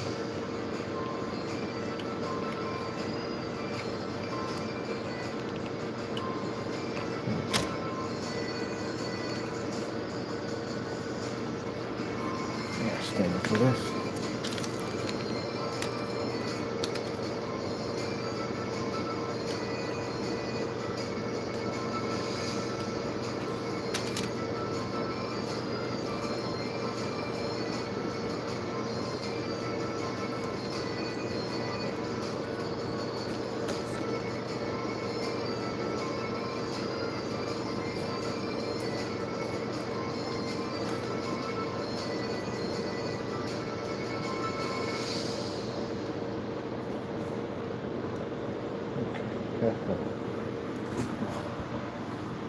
Same for that one.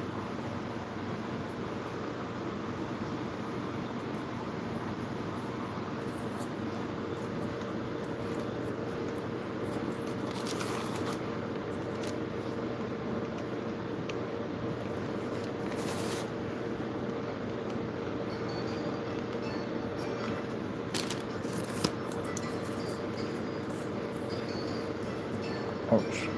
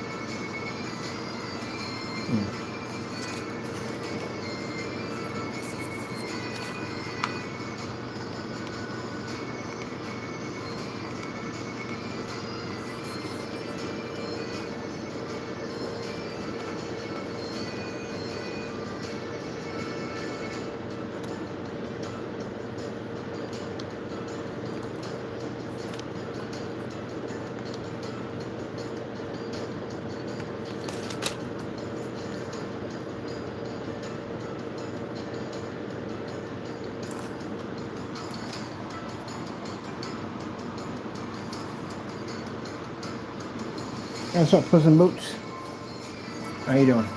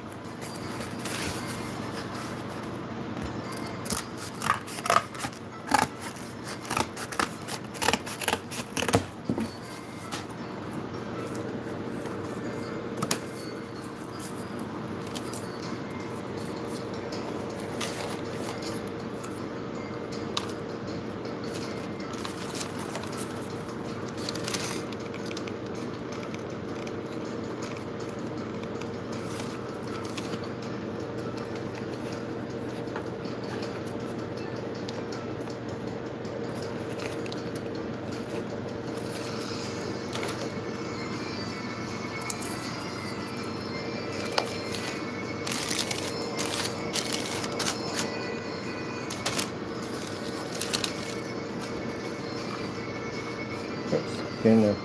Be nice.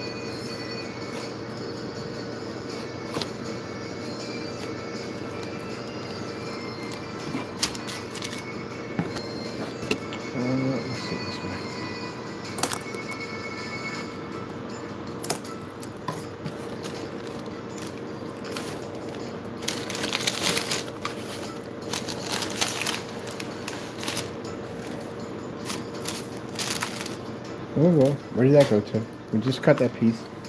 I just saw it fly off the table. Oh, there it is over here. Okay, cool. Put that right there. We don't lose that.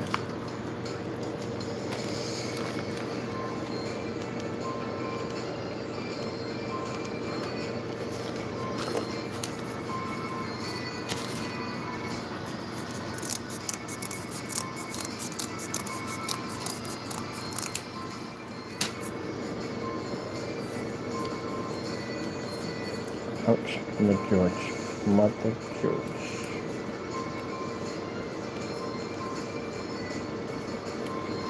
Okay.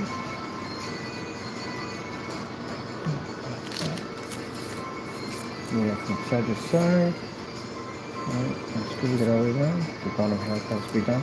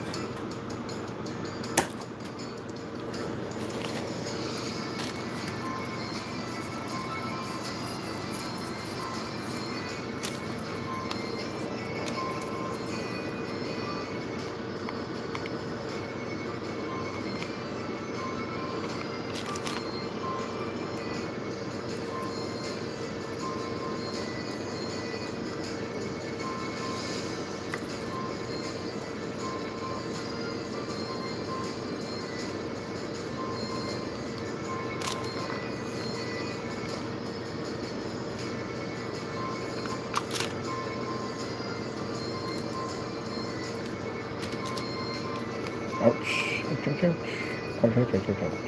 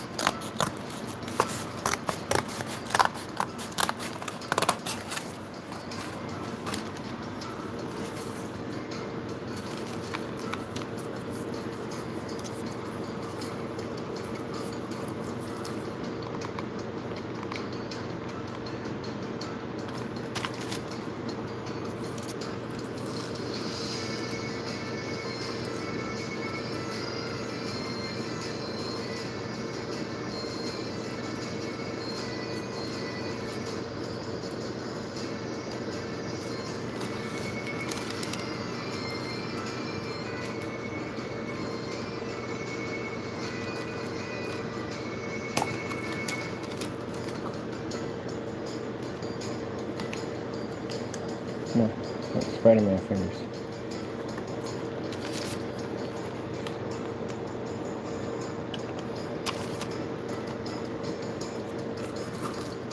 Get down.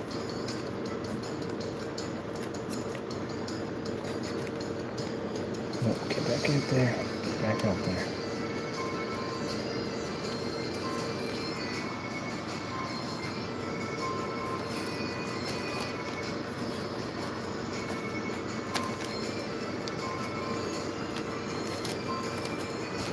Go.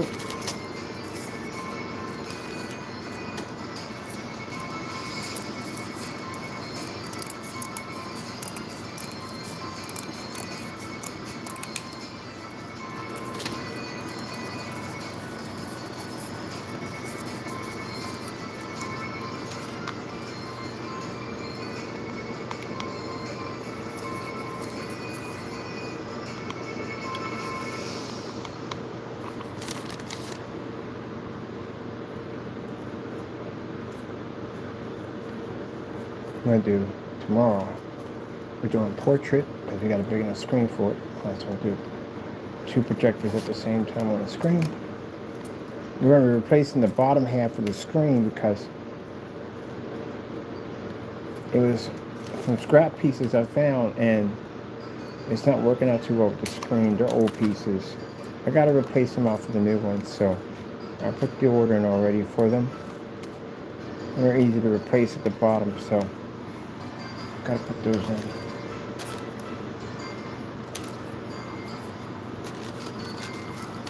The pieces are damaged because I had them on the desk, so I'm gonna order me some more.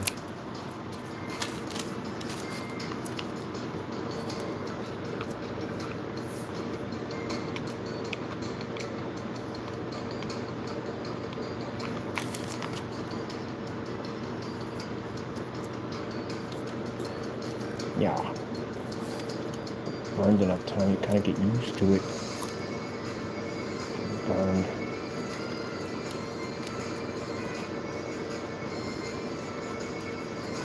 Somebody's like, why don't you just get the covers? They make these things for your finger because they don't get burned. Look at how I suffer from my art.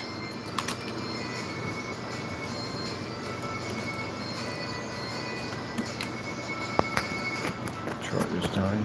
The phone. Plug up in there. There we go. 5%.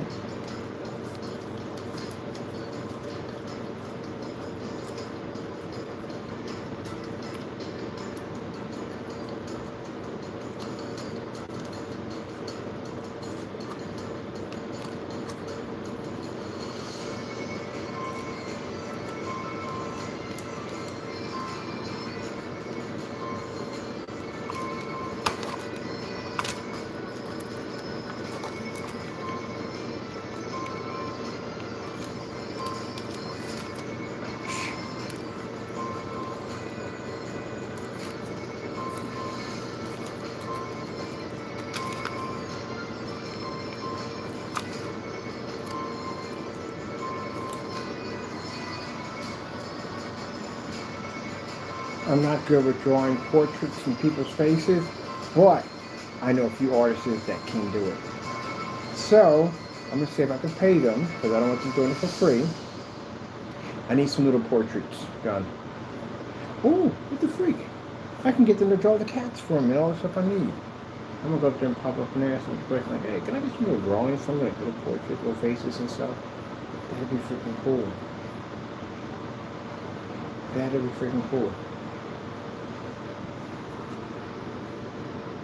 You can sign their names to it too. I'll put them up in there.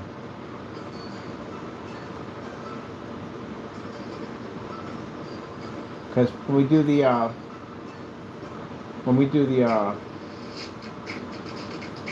castle, we have to have a lot of pictures of people like, oh no, let me put some more music.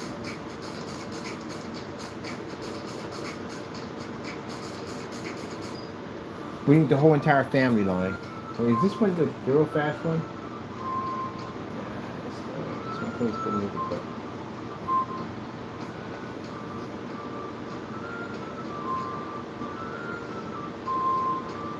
Oh, royalty free?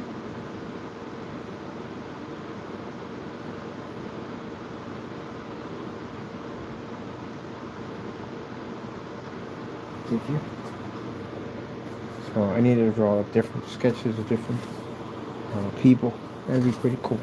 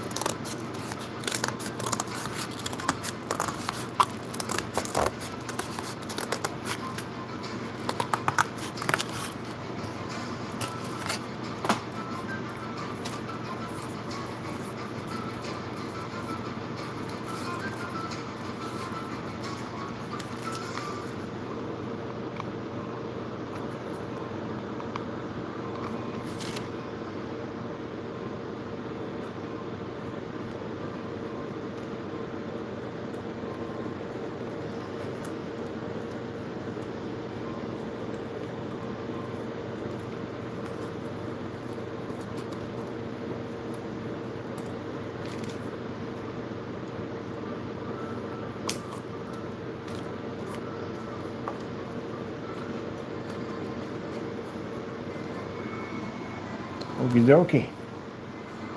That's a whole lot of what the frig? We're doing our charge. Let's begin our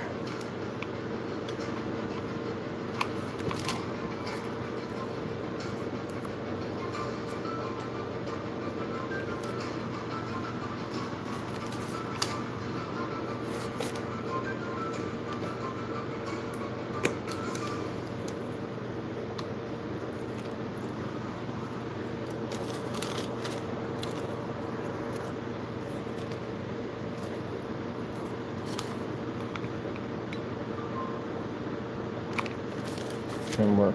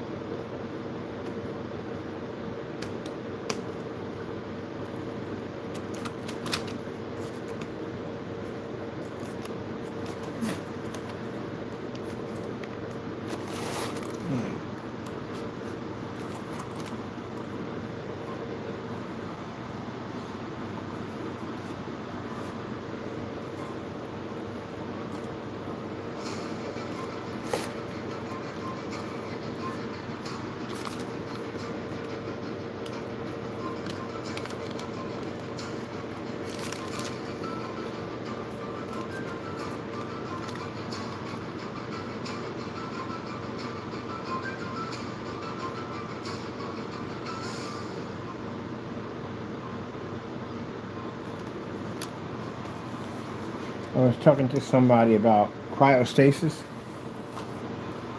When they put you to sleep and introduce coma, I think it's an excellent for people who commit crimes. I'm talking about not everyday crimes, really heinous, messed up crimes that sticking you in your worst nightmares. For whatever time you have to spend, you are trapped in that dream. Nightmares can be all too real. Imagine being trapped in a dream for 10 years and your worst nightmares come to life. You'll be trapped there. Mind you, to put him in these cryostasis pods means that it'll cut down on violence in prisons. And on top of that, to house and feed them would be extremely cheap because you feed them like incubators, like where they would feed them like more like it'd be like the Matrix. Everybody sits in a pod and they feed you like that. Because that's what happens when you go into a coma. They feed you, still feed you and eat and everything. You just be in the pod system. You'll be in a nightmare, and then it's a nightmare. How many people do you think would commit crimes? I'd say the numbers would be extremely low. Be trapped in your nightmares.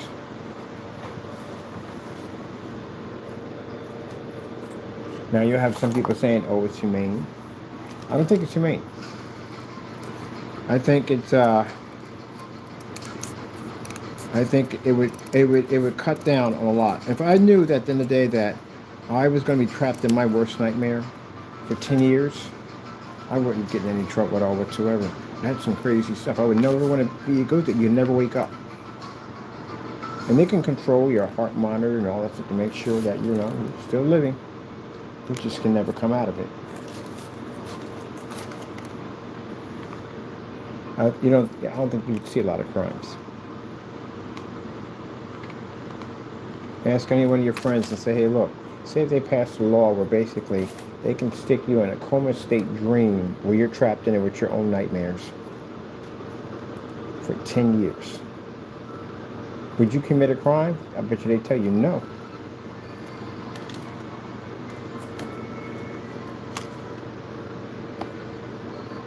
And then on top of that, like I said, there'd be no violence in prison because everybody would be asleep.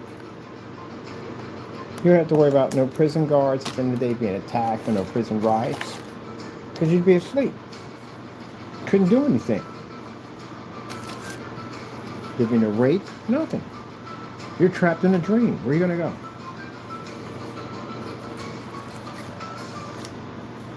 All they got to do is just monitoring your feeding, just like if you're in a coma. Same thing. Just monitor you. That's all. All that would shut down.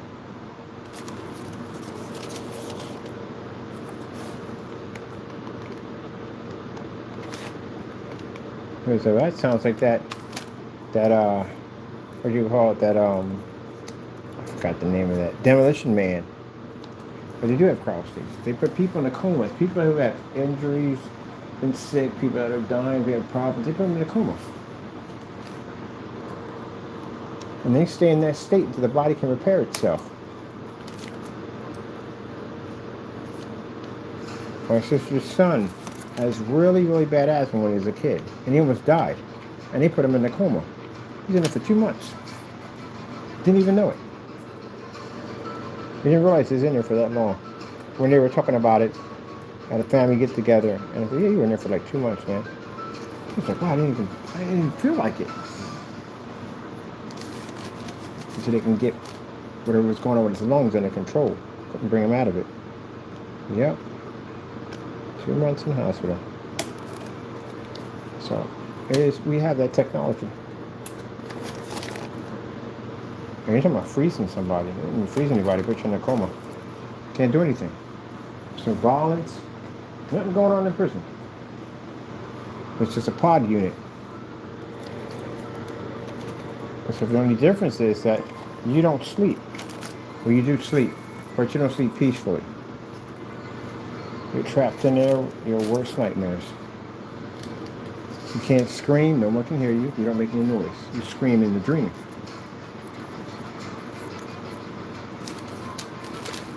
So how many people would be willing to commit murder or to kill or whatever if you realize you'll spend 10 years trapped inside your own mind? You're a prisoner within your own mind.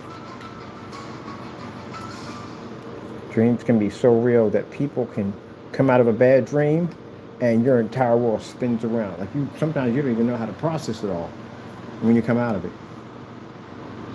It feels so realistic. Some people are so terrified to come out of dreams. I went so bad I got up and started hugging the Bible. It's realistic. It was as real as real can ever be. And I couldn't escape it.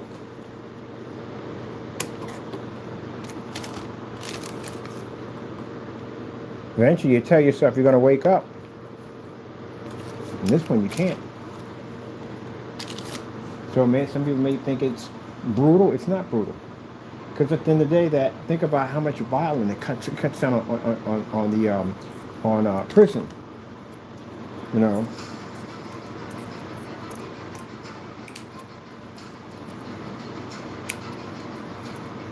Lesser charges means basically on how they control your dreams.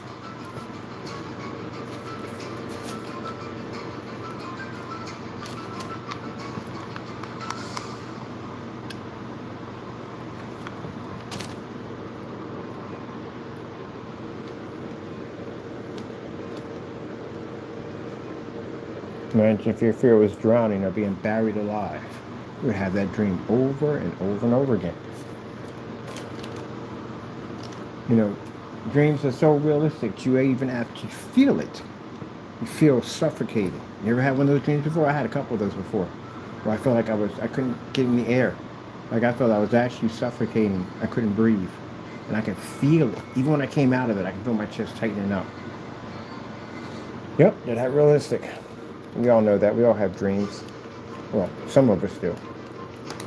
See, weird thing about how my brain works at the end of the day is that because I don't sleep, I do have these weird dreams that pop up in my head.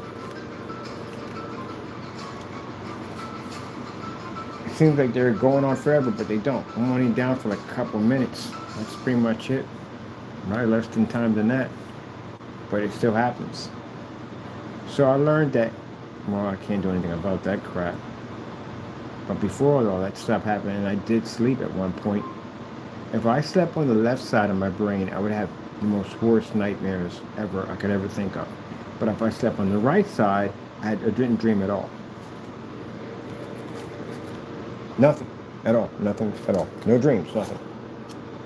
I had to remember that every time I lay down, to remember what side not to sleep on versus the side to sleep on. Then there was, when I was in the system, the devil was messing with me because he knew that I was going to be out pretty soon. I didn't know, but he knew I was going to be out pretty soon. And Lord knew I was going to be out pretty soon. And I had all types of nightmares of him messing with me.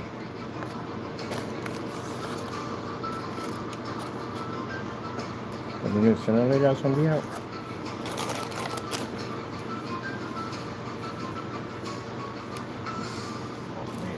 This is some freaking action movie for... Oh, that's better. Jeez. It's a cottage in the freaking woods. Really? Are we doing too much?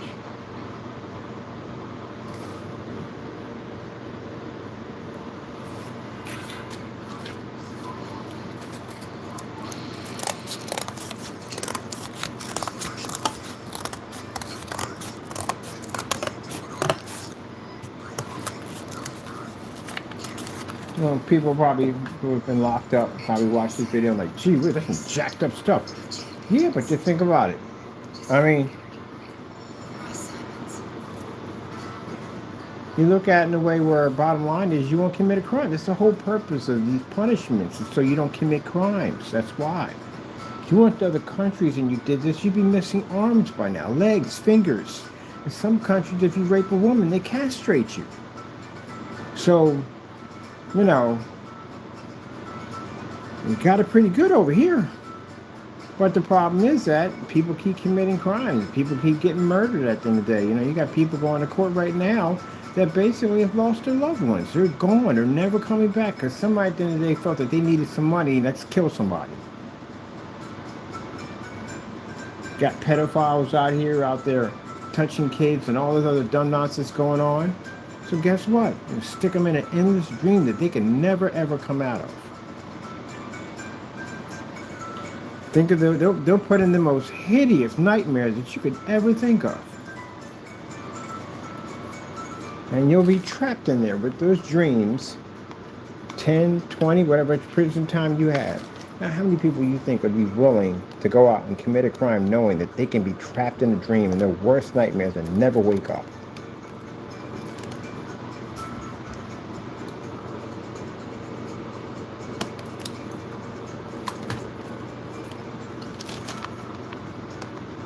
Lucky it's not the medieval days, because they did some stuff, man. If you got in trouble back then, woo! Yeah, there's some stuff that happened to you, man. It was brutal. Some brutal stuff. The whole tar and feather was a real thing. That was actually a real thing. That really went on. So, you know, the whole term of getting medieval on somebody, they were not joking around back then. So, yeah, that happens to you, then, I mean, yeah. You wouldn't be getting in a lot of trouble after that. You just wouldn't. They take you right out there in the middle of the town square, get this big old husky guy, and they beat you with a cat of nine tails, right across your back until you bleed. Some stuff went on back then, man. They didn't play around. Your money, they stick you in debtor's prison. You don't want to know what goes on in that thing. I actually went through dark history on it. I couldn't take it. I had to get out of it. It was too much for me. I couldn't do it. It was jacked up. I'm like, gee, where's Louise? Well, lucky he wasn't in the era where people would have thought you was a witch. That was even more messed up. Salem witch hunts and all that stuff. Gee whiz. Man, anyone can call you a witch, man. If you had a person at the end of the day who had really high status with the courts and all that stuff, and, you know, he's welcome among the people and all that stuff in any way, he could basically start a lie on you, and you'd be in a lot of trouble. Like I saw him practicing witchcraft in the woods. Man, you'd be in a lot of trouble, man. The whole town would turn on you because that person had a higher status than you. Maybe he wanted your land. Maybe you had something he wanted. You could condemn you just by his lips, by just saying that I saw him practicing witchcraft. And you're done. Redheads had it bad. Absolutely bad. They automatically thought they were witches. Not as jacked up by the color of your hair, or if you had a mold on a certain side of your body. Man, who makes up this stuff? But, you know what? You know, whether you accused somebody back then and they lost their life because you were greedy, maybe you wanted their land, or you hated them at the end of the day, guess what? You went to a special place at the end of the day, and it's a real place at the end of the day. And that's where you're at right now. These are people at the end of the day, I told you, who committed heinous crimes back then in those days, and they got away with it. This man goes to jail, and he gets tortured because you wanted something that belonged to him, or you basically lied in the courts about this guy, and he basically was accused of being a witch, and they killed him. They burned him. And now you're sitting there thinking, yeah, I got his land and everything. I'm happy as can be, and da-da-da-da. No, you murdered somebody. And then when your time comes and you die, you think you got away with it, but you wake up in purgatory. And you didn't get away with jack. So now you're going to stay there. And mind you, look at the decade we're in right now. Imagine that person's been there that long in that place. Got it far worse. Because everything you did, you thought that you did it in secret and nobody knew, but God watched you do the whole thing. And if they weren't saved, and they didn't pick up their cross, they got far worse than purgatory to worry about. So now you didn't get away with any of that stuff. And that's one of the things I thought about when I was actually looking at that. All these people murdered and killed in the Wild Wild West. People murdered and killed people and thought they got away with it. Didn't get away with anything.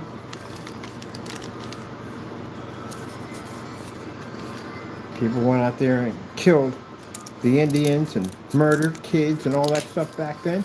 You get away with nothing. Not a thing. You're in a horrible place right now. Those people found out that God is real on too many levels.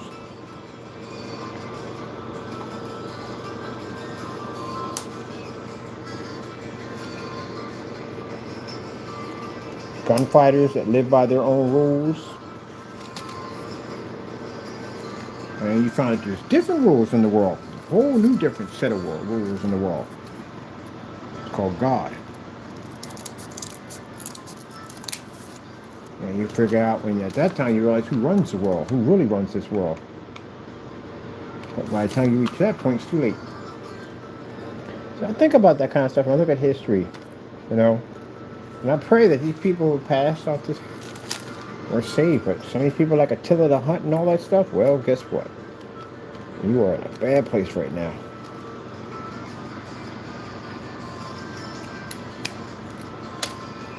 Julius Caesar, all these emperors and kings, they thought at the end of the day that they could do whatever they wanted to do and there were no consequences. And woke up on the other side and found out there's a lot of consequences waiting for you. Now that's just the beginning of it. That's why when I study history, I think about the spiritual side of it all too. You have to. God's involved in all of that. You got to think about the spiritual sides of that. Some men want the Hades. Women want the Hades.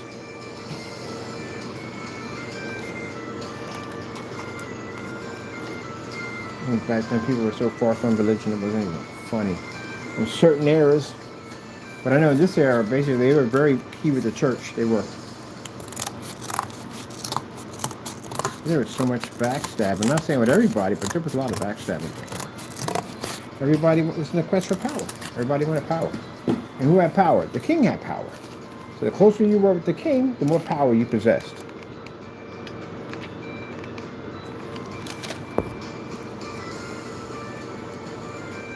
It's all about power. The ranking system.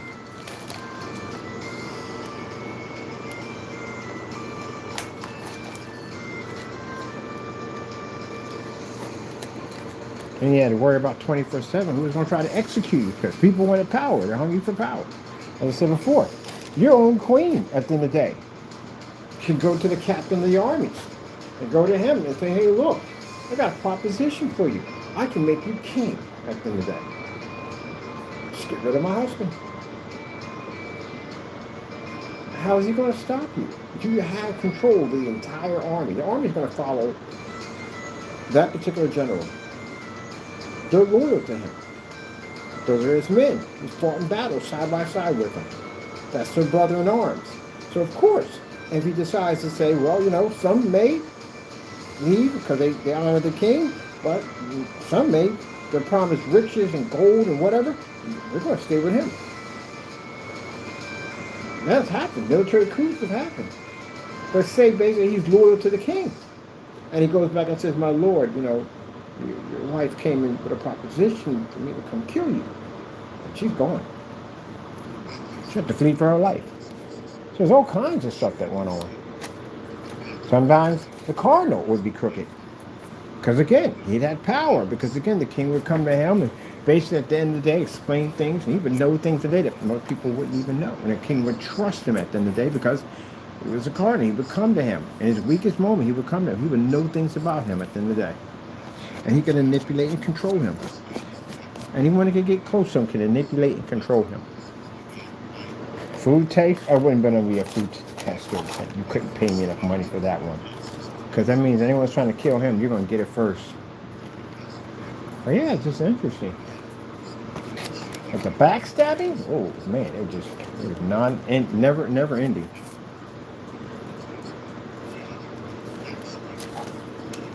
And then you still have to worry about your general's attack coming after you. You make the wrong decisions, it may cost them a lot of casualties. There's a good chance you can get your head chopped off. King or not, they don't care. There's more of us than you. Matter of fact, there's more of us than you. So yeah, townspeople are not going to stop us. We're soldiers at the end of the day. So yeah. And it happened. It actually happened. That king did get his head cut off. Because this army came in and basically attacked this town where these soldiers had their wives and women and children at, where their families were at, and they lost their wives and they lost their kids. They were killed, and they wanted blood.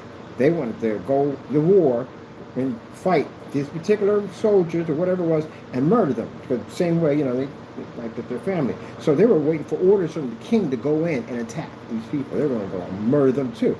And the king gave them gold. Like he gave them money to say, hey, look, you know, I really don't want a war at the end of the day. You don't want a war at the end of the day. How about you take all this money and we just, you know, forget about it. And when the soldiers found out about it, they came to that castle, dragged him out, and chopped his head off. So it didn't go too well. So it doesn't make a difference, king or not. Your soldiers, that general turns on you, you're in a lot of trouble. We're going to get another army to back you when your very army is the one that's supposed to be backing you turns against you. Yeah, maybe he wants power at the end of the day. You never know. But yeah, he got his head chopped off. Yeah, because they were ticked off. I mean, come on, man. You mean to tell me we want our revenge at the end of the day and you pay these people in gold? So they murder our families and you want us to do nothing about it? Oh, we're going to take your head. And he took his head off. So, yeah, off with your head. Chop, chop. Ain't nothing you can do about it, but I'm the king. Yeah, whatever. Bye.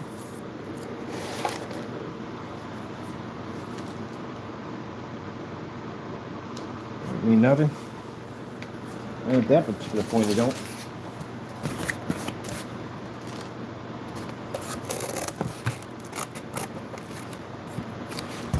When you think about it, what was there to stop a general from taking out a king? What really was there to stop him from doing it? You really think about it, loyalty, that was it. Honor and loyalty, that was it. A soldier would have a difficult time doing this because then it would be considered treason and they would basically kill him. We know that's coming. But a general, that would be a problem at the end of the day. He controls the army. Unless the army is loyal with the king and they turn on him and they kill him. See? Too many ways to go. So the best thing to do is just follow in line. That's it.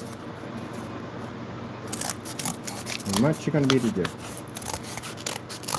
Unless you can actually trust somebody. Because I don't know how that's going to happen. See, if the queen basically comes up with this plot to kill the king, maybe she wants you going. And she set you up to make it look like that you were trying to kill the king. She can come back at the last minute and say, my lord, right when the plot was about to pop off for him to go in and execute the king, because she could let him in to get close enough to him, especially in the chambers where he's not supposed to be at, she's supposed to be at, and she could basically start screaming in the middle of him about to attack him. He wake up and she's got this knife over top him. There you go. She set him up. So many different ways people were stabbing people in the back.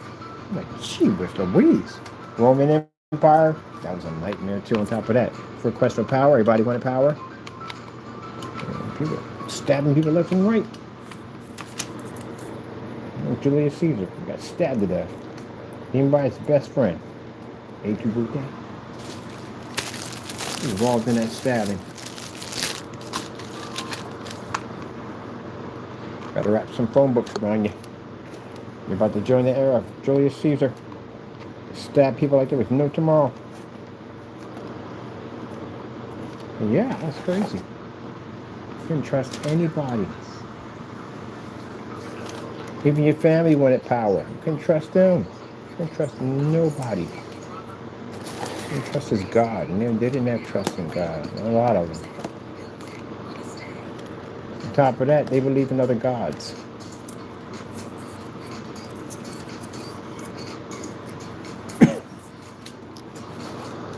But yeah, that's crazy.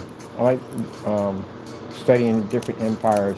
I literally sat there and watched a 6-hour documentary on the Roman Empire. It was the most fascinating thing I've ever seen in my entire life. But man, it just showed me that people at the end of the day are hungry for power. Excuse me. Like, I'd love to be a king back then. What the heck, you wouldn't?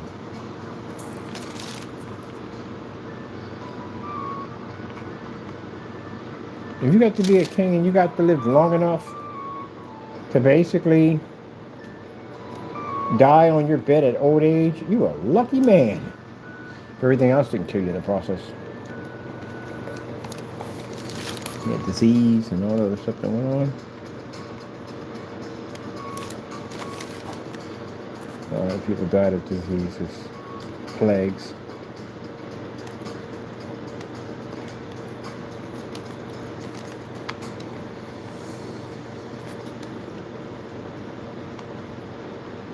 I would live a lot longer if they had the technology to live.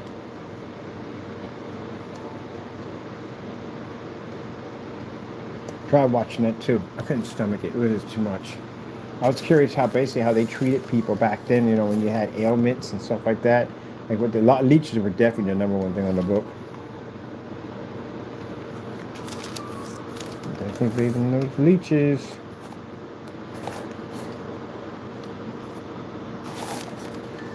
How they treat people that were crazy, you don't even want to freaking know.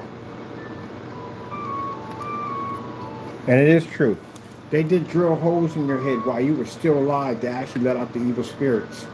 That was a real thing. Yep. Sanitation of surgical devices. That was another problem they had.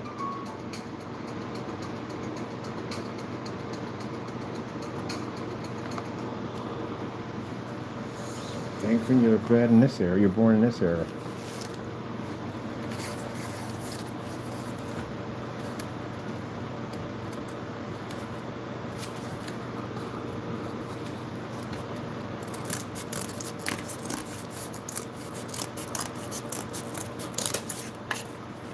Thank goodness my kingdom's not about that.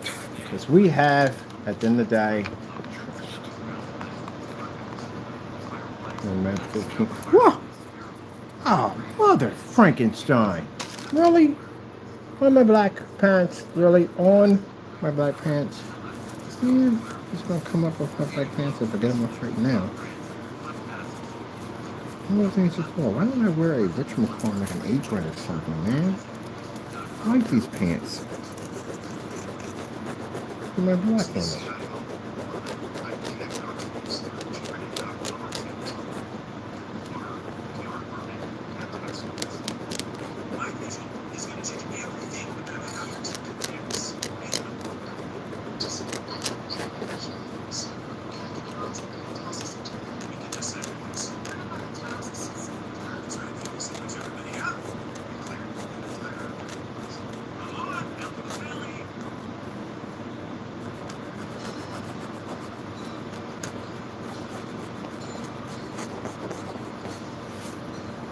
Shit, if they building freaking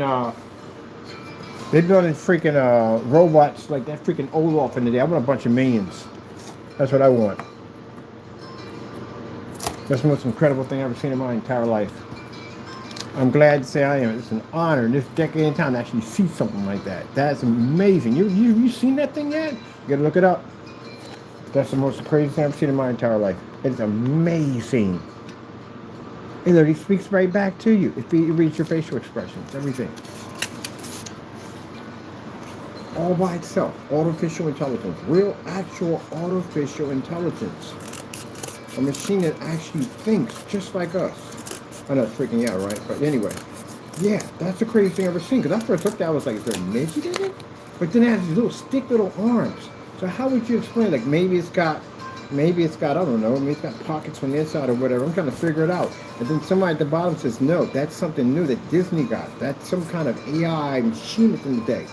It scans and reads your facial expressions, everything. It's literally having a conversation like your friend or your family member. It reads you, get well, just like that. So when they were singing, it stopped. And then they talked to it, it spoke right back. Put his hands up in there, showed emotions and everything. It's crazy. I've never seen anything like it. First I'm thinking, oh, that's got to be AI. No, too many people confirmed it. It's an actual real robot.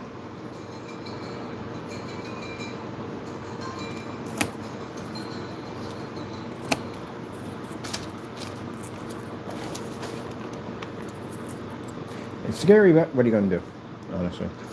They're going to build it either way. They're going to build whatever they're going to build either way. I just found that fascinating. I've never seen anything like that. It's incredible. Even when it walks away, it walks just like Olaf. Just like it. It's like they took a real Olaf and they brought it into this world. It's crazy. I've never seen anything like it. Whew, man.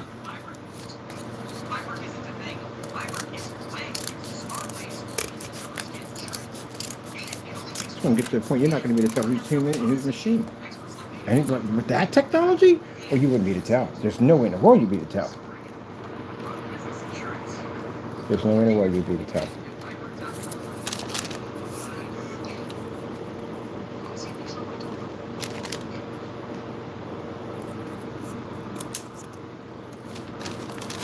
Well, kind of thank goodness I think at the end of the day that I won't be around. I'm kind of happy about that one, to tell you the truth. I couldn't imagine. See, this is how it always starts. It always starts off that way. You know what's going to happen. It always starts off that way. It starts off with something cool and cute and cuddly. There's something jacked up. Because you know somebody always takes the technology and does something completely messed up with it. You know they do that. They always do that.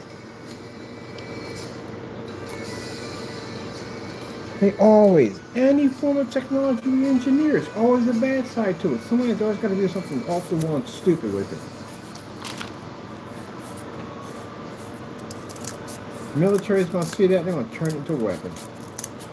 I guarantee you, watch. And that's going to be a nightmare.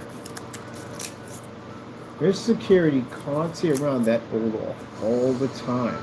You know why? Because I bet you $100 that there are people from overseas at tech companies that are staring at that thing. They figure a way to design something like that and weaponize it. Not Olaf at the other hand, but something else. We got problems. We got a lot of problems now. This is real dangerous. It's real dangerous. Well, we got Skynet. We already have it. Believe it or not, we have Skynet.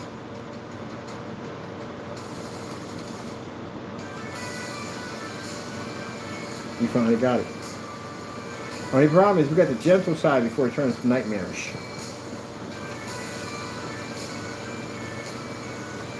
Oh, don't let them things program each other. The Skynet figured out how to destroy us. Skynet used their own weapons against us. That's what they did. That's why they fired off all those warheads. Used their own weapons to wipe us out. But the only problem with this is we don't have time travel. We don't have that capability.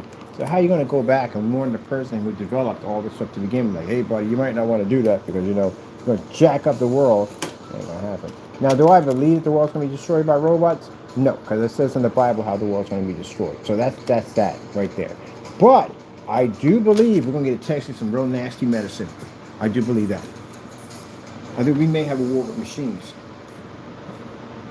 Now, will they be able to take a look? No, that's not going to happen. It's not God. It's not God's prophecy. God has the last say of all things. But I think we're going to come real close to a machine war. We are. We're going to come close to one. Enough that basically it's going to put enough rules and regulations in place to make sure we can keep this under control. I guarantee you. Same thing like nuclear warheads. Same thing. Did you know that when they developed the nuclear bomb, well, actually not for a nuclear bomb, nuclear energy was designed for, what is the point? Energy, a new source of energy. That's what it was designed for. Somebody decided to put it in the bomb. And the only two people who had that capability of warheads was the U.S. and Russia. They watched war games and all that back in the 80s. Yeah, well, they're two superpowers. We're the only ones who had that technology. So where did the warheads come from? Well, things happen. Warheads do walk away. And after the wall crumbled and over in Russia, things walk. Put it in a nice way. And other countries had the ability to develop warheads. So now, other countries have warheads.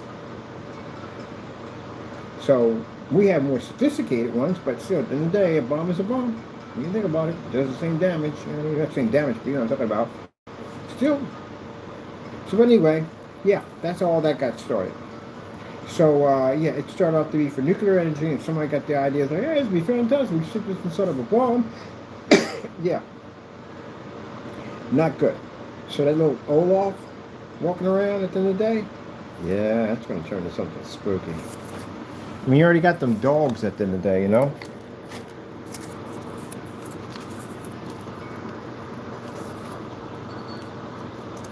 But until then, hey, enjoy the ride.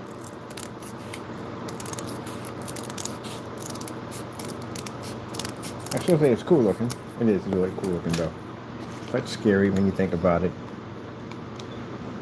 I swear, when I went to go see Terminator in the movies, and we all sat back and watched that, and I said, man, no worries at all whatsoever. Just thinking that we don't have that type of technology. There's no way in the world we would hit that plateau. No way in the world it would ever happen. And lo and behold, here we are. If they got an Olaf to react that way,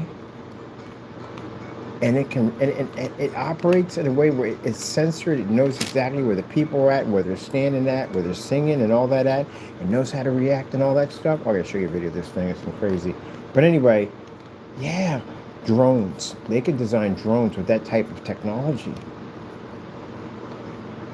They'd be unmanned. You would never have. They were talking about a tank. They got a tank that does it now. They got a tank that's unmanned. It's a machine. It's a tank. Well, let me see. I think it's the most craziest thing I've ever seen in my life. But that better be AI, I swear. That thing is crazy. I got enough information to build this thing, so I'm gonna go over and take a look at this thing. If you didn't see it, man, you gotta see that thing.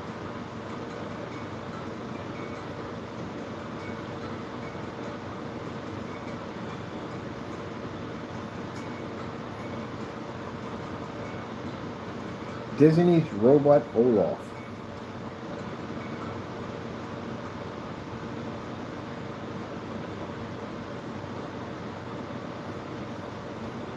This thing is animatronic, and is powered by AI.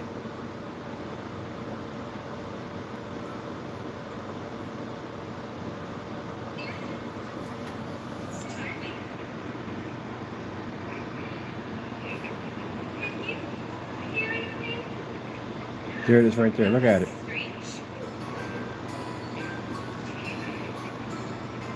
See how it walks behind them? What are you doing here? I'm surprising you. Do they not know what surprise means? Yes, of course. What a wonderful surprise. Say hello to everyone. Hi, everyone. I'm Olaf, and I like more puns. It's fantastic to see you.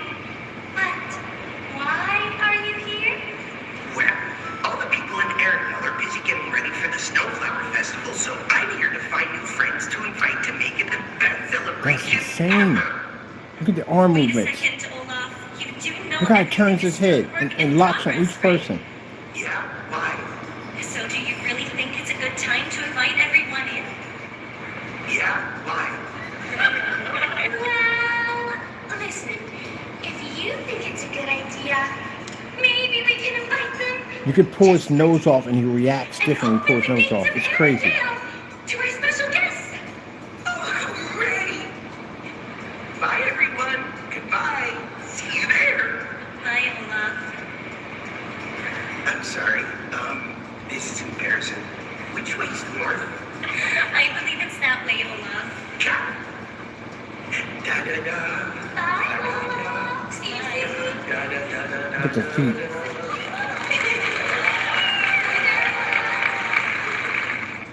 That's crazy.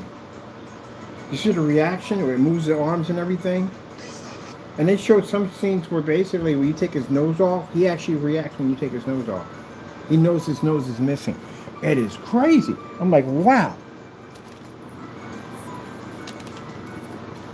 That's impressive. That's really impressive. Actually, it's very impressive. But it's AI intelligence. So basically, you can teach it to react just like Olaf. But the thing about it is it's timing on how it reacts, on how it pauses. If she says something and she pauses, and the machine's thinking, it's calculating. As it's reading lips, I don't know what it's doing, but at the end of the day, it's like talking to another human being. I gotta go see this thing. As a tech, I gotta go see this thing. This is crazy.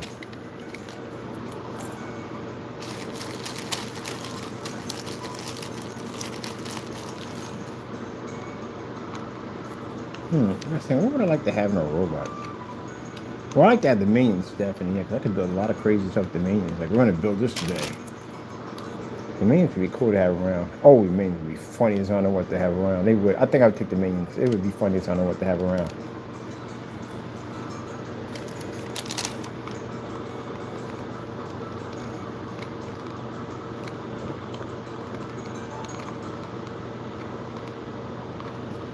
Absolutely amazing.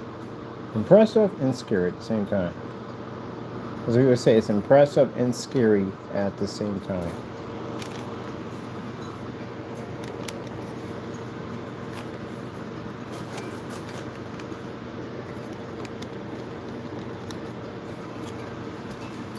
Alright, let's finish up our church here. I think we want to do the blacksmithing tomorrow. The church, we have too much work to do with it. And I need to work on the top too and get that done. But I want to trim it out some. Get that done first. Get our trim in there. Because we still got to put cobblestones in there. So I do want to put the trim in there. I may do, it'd be better if I put the cobblestones in and then shade those off. Because to get the cobblestones around the trim, it's going to be freaking headed. So I'm going to put the, in here, yes. But for the around the bridge and all that. Or could we do that? Yeah, we could do it. We could do that. It would make it more interesting.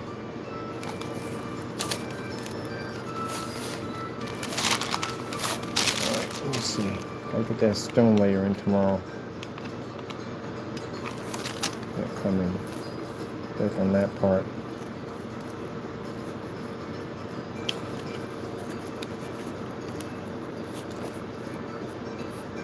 But OLED is my favorite.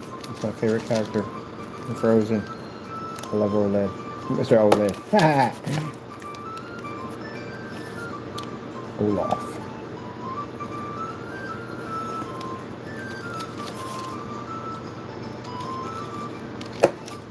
Hey, if you're gonna make that, make a Captain Jack Sparrow. We need one of them. I would love to have some of things dancing all around, cackling crazy. Johnny Depp would probably get a kick out of that. Like, oh my goodness, like, yeah, they made it. There's one of you in there. Oh, wait a minute. So those Transformers, those robots in Disney.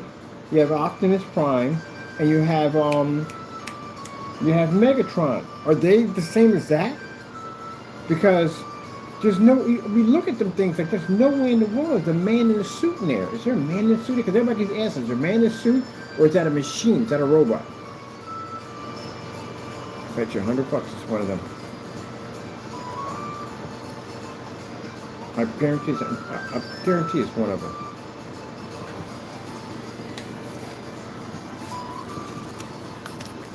Because after seeing that thing, I mean, anything is possible.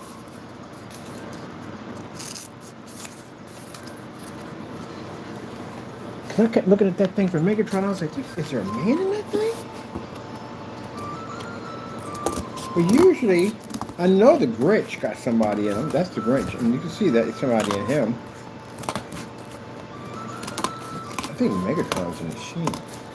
Probably AI intelligence, I guarantee it probably is. In the Bumblebee and all of them, I guarantee they are.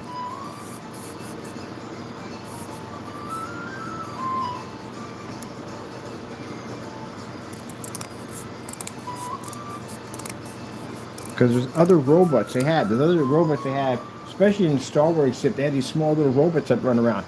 They had that same technology in them.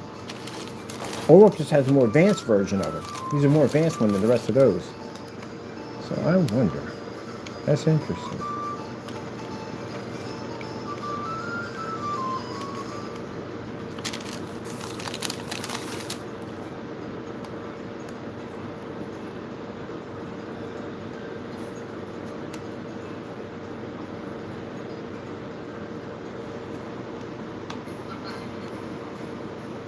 Oh man, they start using those things in haunted houses. No thank you. I don't go to haunted houses anyway, but still, no thank you. They keep that with people.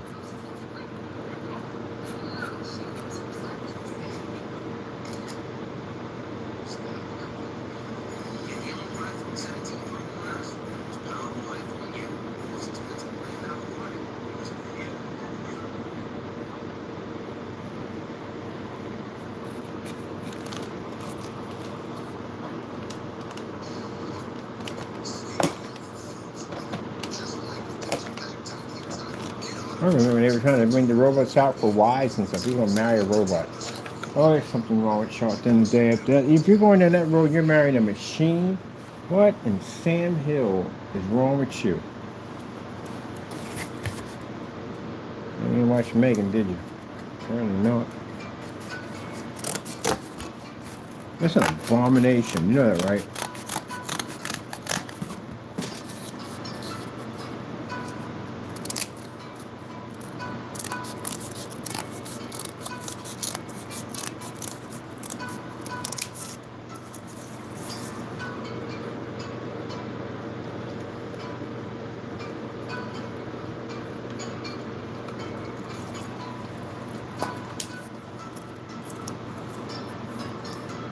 You know what people are going to do, right? I'm going to tell you what they're going to do.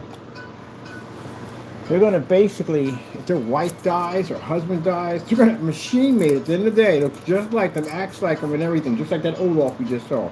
Yeah, it's going to be some sick stuff on these machines in the day. That's what's going to happen. And try to cheat death. It does not work that way.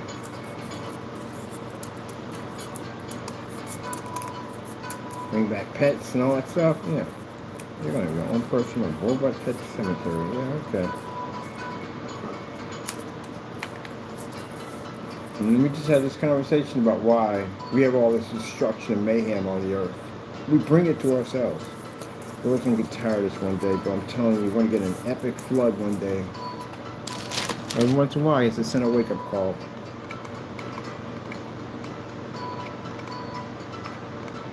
We're going to get a meteor, I guarantee you. We're going to get a meteor. We're definitely going to get one. We're going to get one. We're going to get a meteor. We're thinking all this time a meteor has not struck this earth. We don't get one. God, I'm going to get tired of this mess at the end of the day. That's why we have these crazy storms, these unexplainable storms. Like some places they have like 8 tornadoes will touch you down. God is tired. He's tired of them today. He's tired of man. I'm surprised he had this much patience. There's a lot of good those things could do if they're done right. There's a lot of good they can do if they're done right. But you know, somebody twisted in the head, it's going to turn around and do something jacked up with them. You know it's going to happen.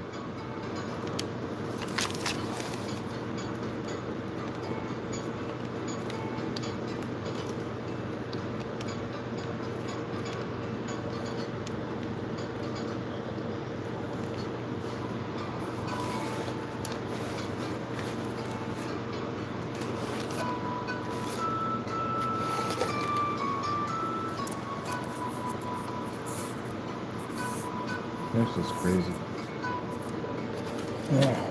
Like I said, I am 57 years old. I'll be 58 pretty soon. When my time comes, I'm leaving this world. I pray that those that are behind find God.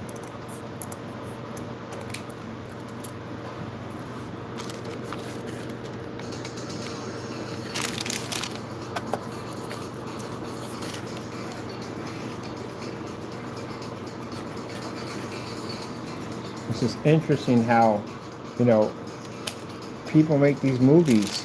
It's kind of like they're trying to tell you something. You ever saw a movie called Electric State? That sort of robots basically had a rebellion against the human race and tried to take us out. And then this Olaf pops up. They probably had it for a while, but still.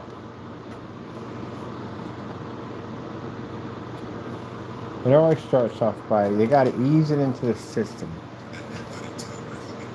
You know, you got AI used for work, used for this, used for that, da. Got to ease it into the system. You can't just broken just, oh, we got freaking AI. That'll freak people up. People won't trust it.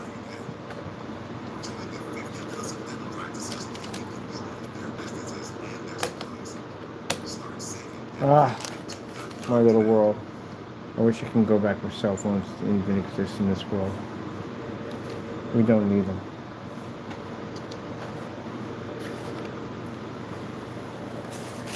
And meanwhile, I'm in here having this conversation, and the freaking elves are like, there he goes again, talking about this crazy, strange world.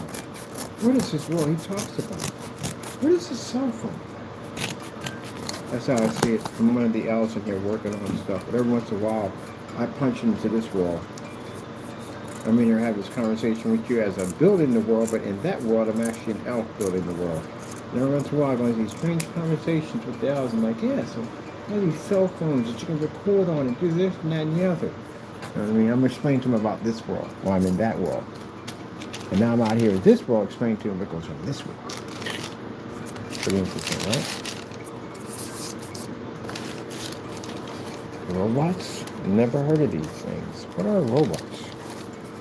Explain what robots are. Caught into two worlds at the same time.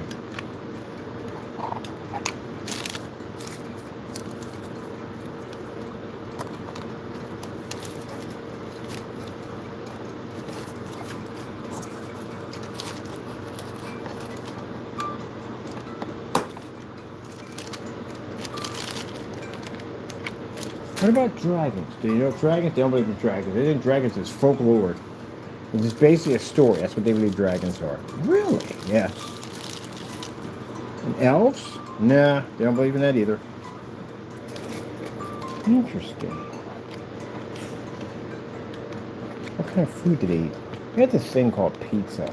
Actually, the same thing we have here. It's just bread and tomatoes and, they put meat on it.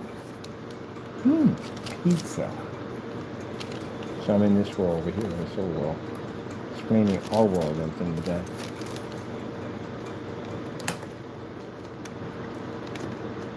I swear, if anybody from that era ever came back to this world, they think everything was witchcraft. Can you imagine if you brought somebody from the era that believed in witches and all that stuff, and they came back to this world, they'd lose their mind. They'd be like, what the freak is that in the sky? You think it's a dragon. Is that a dragon in the sky? Just a dragon in the sky. They'd lose their mind here. They would lose their mind here. Phones turn on like, what is this thing? Take a picture. Oh, it's captured my soul. We were freaking out.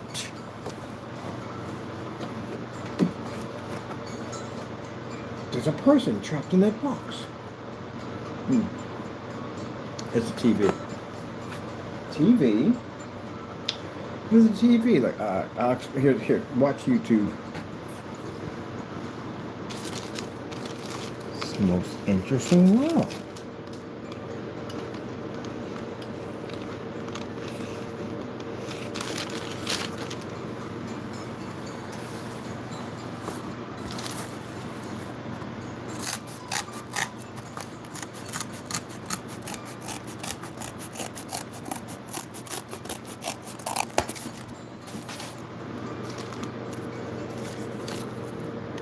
What's this? It's called a video game.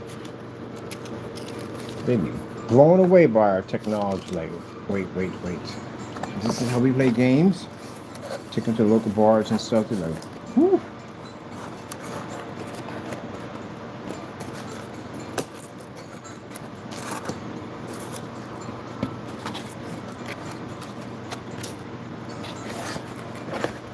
Taking Benjamin Franklin. We switch out his kite for drones. It'd be kind of interesting. It's like, what's this flying machine? It's called a drone. Even make one of the heat sensors, they can follow you everywhere you go. I think they would be interested in this world. I think the first coming would freak them out. They would. It would definitely freak them out.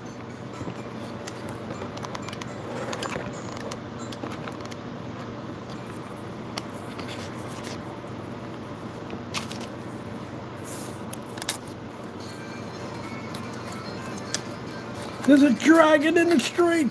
Dragon? Oh, trash truck? Oh, that's the trash truck. It's like dogs and cats called the vacuum cleaner. Valcor. It's a strange creature that yells and eats at the same time. It's called Valcor. That's the name of the monster that yells and eats at the same time. It's an interesting creature. It yells and eats at the same time.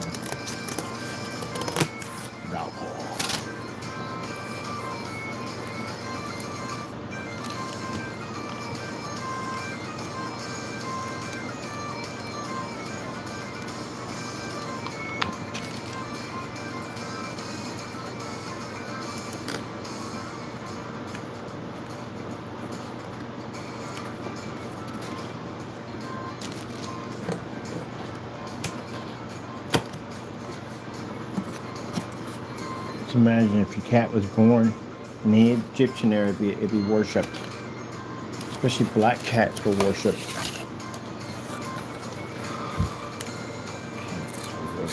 Interesting.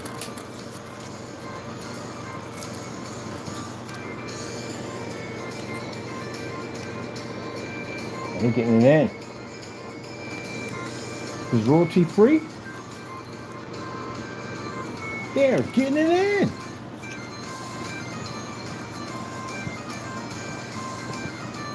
I can get down with this. Woo!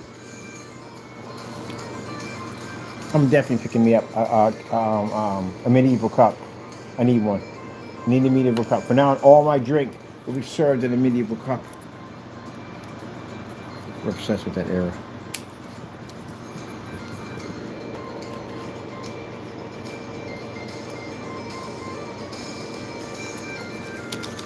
If I get a chance to ever go to England, I'm going to go check out or Scotland, any one of those places. I'm gonna get a chance to check out the medieval homes. Hopefully they're still standing. I know they're still standing. I think they're still standing. I'm gonna check them out. I'm gonna see what it's like.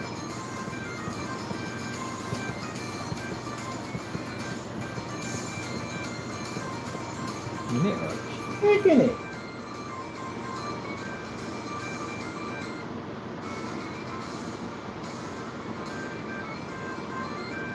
Repeat that one.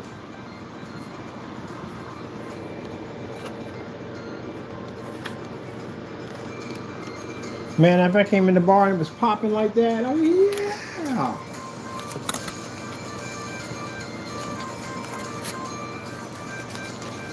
Remember, I'm from 2 different eras. I said, what's this dance you do? We call it breakdancing. Being there, I'm pretty sure they'd be in there river dancing, kicking it.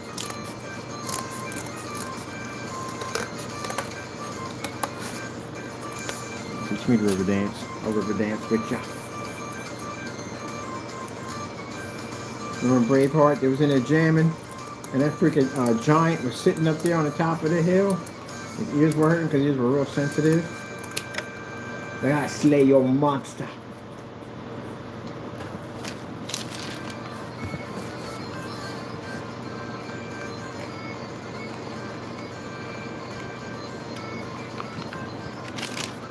Hey, killed all them people. They finally caught them and took them out. To be fair, Giant was there first. Honestly, Giant was there first. I was like having noisy neighbors move in. He was there first. He's older than all of them. Of course, you know, they were centuries and centuries old. But he was there longer. You guys moved into his neighborhood and just started blasting your music every day. He said, okay, that's it. I gotta go down and get rid of these people. They gotta go. I mean, quite frankly, he didn't go down and murder all of them. He could have went down and said, scared the crap out of them. They would have moved, I guarantee you.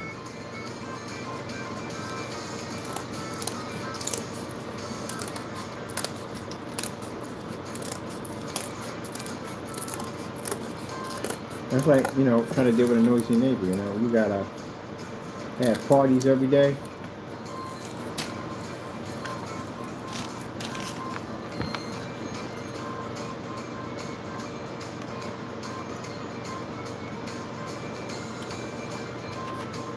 Curious, how do people deal with that? I've had people, no, no. You know why? Because I know how to design a crazy sound system. The sound system for block parties, that's the kind of systems I wire into my places. I got systems that rattle, that you could be upstairs and you will literally hear the entire movie in your freaking living room. That's how loud my systems will be. I know to wire those things. And mind you, I come from the area of the 20 stage equalizer, the big paper cone subwoofers and all that stuff. That's my era to the day. So that whole freaking digital system you got in there, I eat that thing up, man. I used to work for Tweeters, man. We used to work with concert equipment. That's the stuff I buy from my home. Bridgeable mono amps. You're talking about 13 bridgeable mono amps. The subwoofers alone is like 15 inches. They have built-in amps in them. Yeah, I'd eat your system up with no problem. And then I get them PA horns. I've designed my own system that has the PA horns to pick up the highs. You will literally hear my system in your house. If a sword drops in that video, you will hear ding, ding, ding, ding. You'll hear that. Bass so heavy, it'll rattle your windows. I built systems like that. Like, good gracious. Who's having a block party? Ain't no block party. It's coming from my place. I actually had a place that was wired that way. Speakers were bass. With that boom, boom. You can literally hear the whole hallway rattle. The walls under boom, boom. Then you hear that, yeah, crystal clear, sharp. Yep. But the only time I had a system like that was a controller. It was designed to control. Like I had these college kids across from me, and they would blast and had these parties and stuff. They had these parties every freaking Saturday, and these parties were loud, and they were out on the front porch and carrying a bunch of them all over the place. So I installed in one of those systems. So I turned that thing on, I could rattle the entire building on the other end. They can literally hear it all the way in the basement. My sound system will flood and filter that entire place. Yep. So after a while, I flood their building. See, they got Saturday. Sunday they didn't party, it was Saturday. So I would flood their building Monday, Tuesday, Wednesday, Thursday, Friday, and then Sunday. Which means you don't get no rest, you don't get no sleep, you can't concentrate, can't watch a movie, can't do jack, because all you hear is my system boom, boom, boom, boom, boom, boom, boom, boom, boom, boom, boom, boom, boom, boom, flooding your entire building. My system was literally so loud that you can hear up the block. They can hear me playing my game system, Mortal Kombat, up the street. Yeah, because I built a Stonehenge of speakers in there. It was wall to wall wrapped in speakers in there. Yep. Got the JVCs and I got the Sony, the big boys, the 15-inch speakers, the tallest refrigerator. I had them in there, wide, wall to wall to wall. Yep. So just to be smart, and I'm sorry, but I did.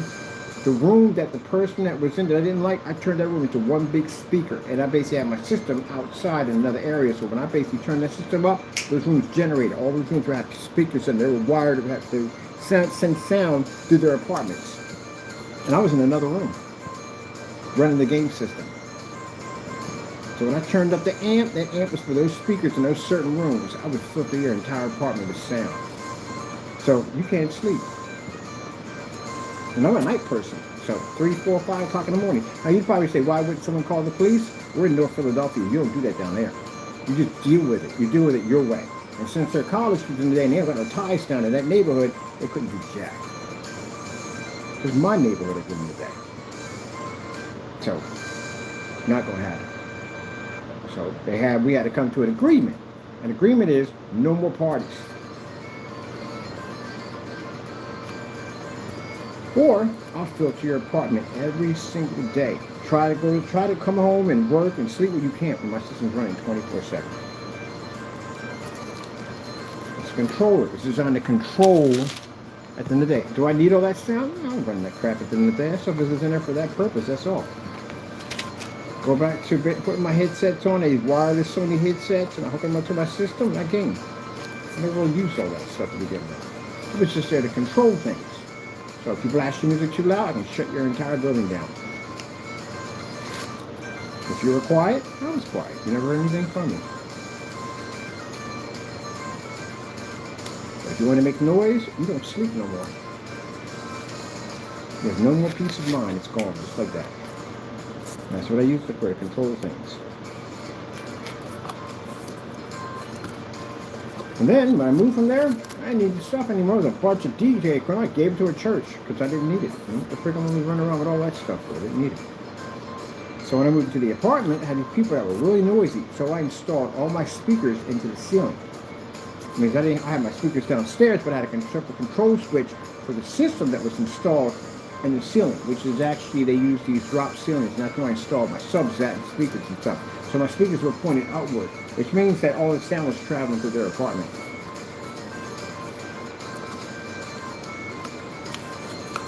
And after a few talks, we came to a conclusion, okay, you can run around blah, blah, blah, at a certain time, and then we leave it at that. So we had a little system we worked out. Music is coming next.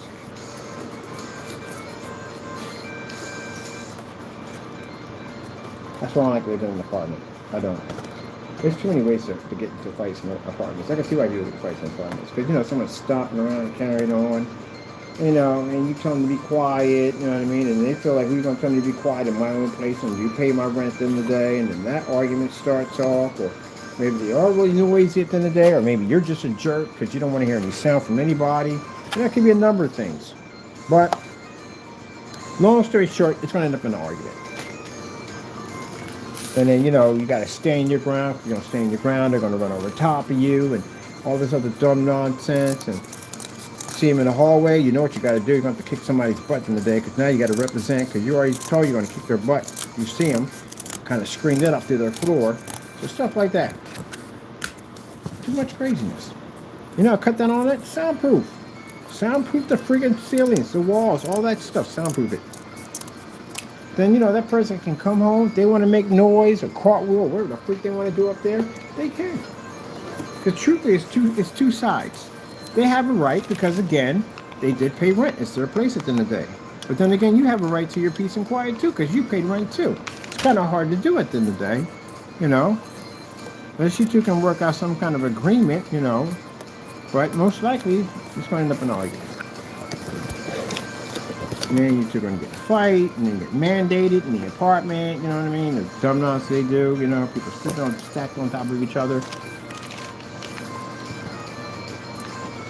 So, never again.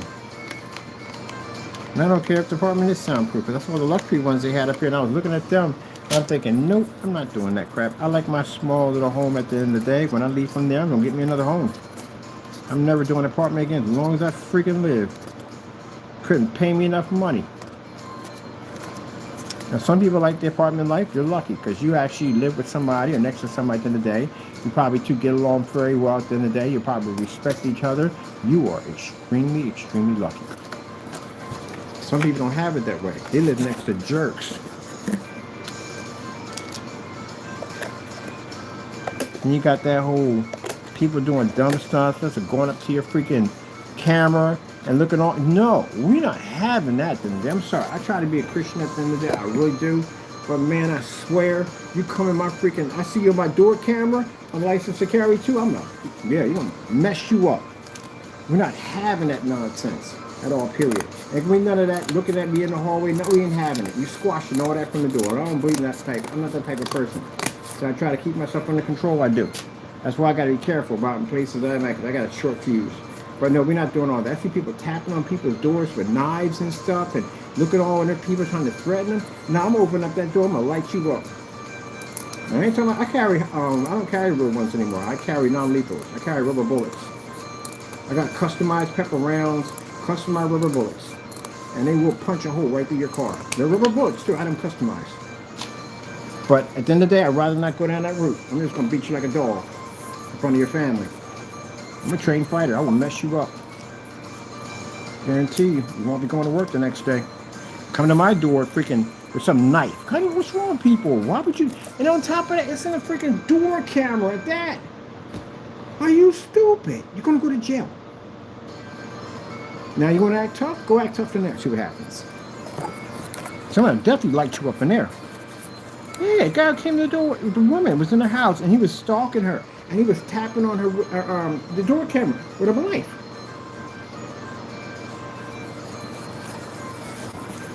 Now you in jail. Could have been home sleeping in your own bed. Now you're in jail. And then the other person, the guy who pulled out the gun, that was a dumb move. That was a very dumb move. I'm sitting having a conversation with people on the Facebook, telling me he had to do what he had to do. No. You're going to jail. I don't care if you are licensed to carry. You are going to jail. Can't do that. Can't come out of your door with a gun out of the holster, even if you got it by your side, it's considered to be a threat. Can't do that. You're going to jail. So when they get there and they put them handcuffs on, you're like, but I got a license to carry. That ain't going to help you at all, period. There's rules and regulations you have to follow. Can't just pull your gun out of the holster and waving at somebody. That's a threat.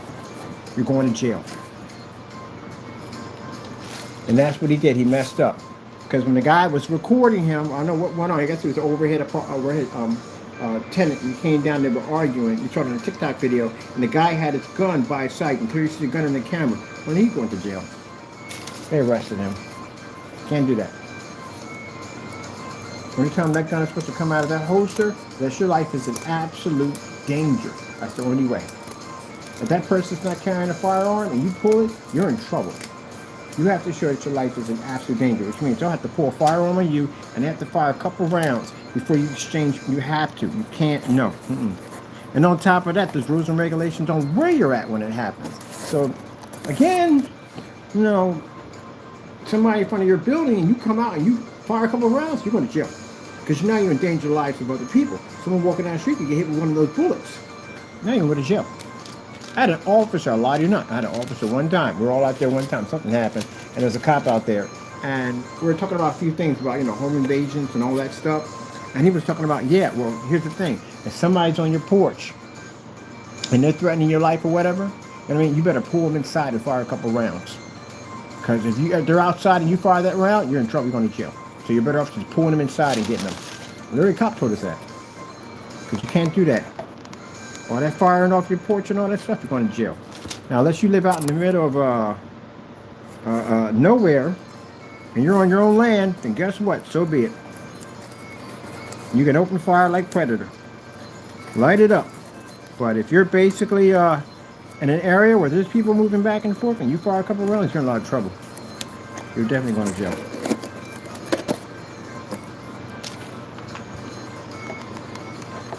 So, yeah, there's rules you got to follow.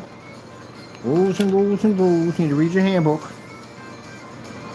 People think at the end of the day I got a license to carry, open carry, whatever. There's rules and regulations you do have to follow. If not, you're going to jail. That's what happened to that woman, and she was in a parking lot, and she got in an argument with these two other women. And she had a license to carry. And something happened, argument got a little heated, and she pulled a firearm out, and she waved it at him. She went to jail. What's the name of that? It's a word for it.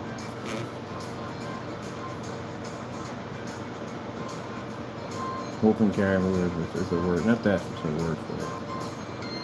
Well, you can't do this right there. All these rules and regulations. You read through that booklet.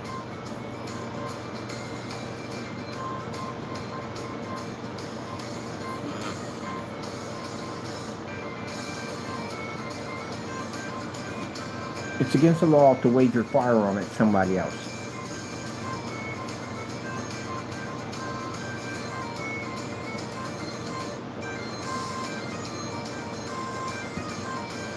No, that's not against the law. Make sure, listen to what I said. She never does. It's against the law to wave your gun at someone.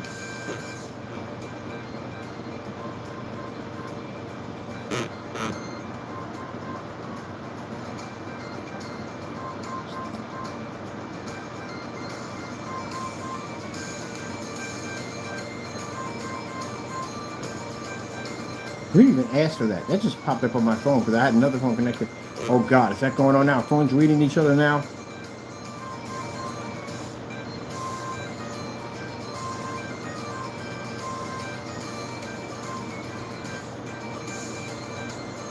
And now I can look into that.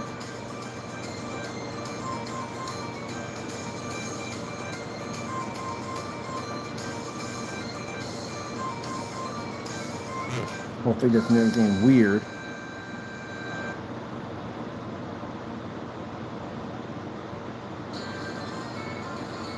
Serious offense. You go to jail for that. So even if you do this, if you walk up to somebody and you pull your jacket back and you show your firearm, you're going to jail.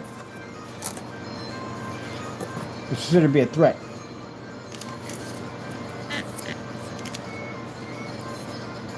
People think you got a license to carry. You do whatever you want today. No, trick, you can't. No, you can't. You'd be surprised. It gives you a right to carry that gun at the end of the day, where if you get pulled over, if anybody else has one, they're going to jail, but you're not because you have a license to have it. Doesn't give you the right to go freaking gun-ho and go, hey, look, look. You're going to go to jail. And that's what happened to that fellow who got into an argument with the neighbor upstairs and felt the need to get his gun and have it by his side while they were having an argument. Went to jail.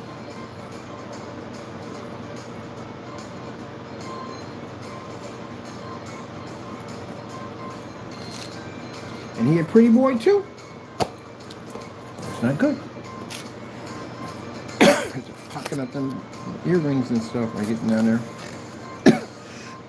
Everybody said that in the comment section too. He a pretty boy too? Oh, you in trouble. They learn how to scrap. Crazy, man. You can't do that. Can't do it against the law. Can't do it. I've seen a few people open carry. They had the gun on a holster and they walk around with it.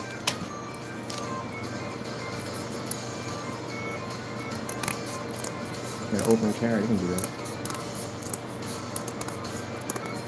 Still can't believe in Texas you can have a rocket launcher. I still don't even know what in the world you would even need that for. Like, why in the world would they make that illegal for you to carry a rocket launcher? It is. That's a weapon that's designed for just mass destruction, period. That doesn't even diffuse the situation. It's designed just to cause mass destruction. Let me see if I'm reading this.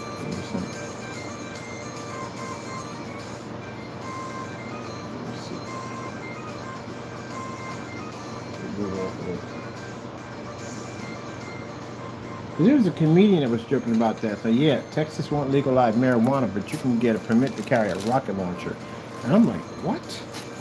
A rocket launcher? And I got family up there, and I asked them, I said, can you really get this? And she's like, yeah, you can get one.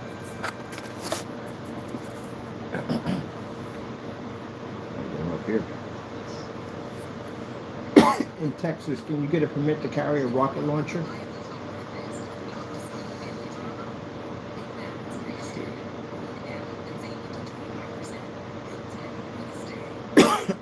Excuse me.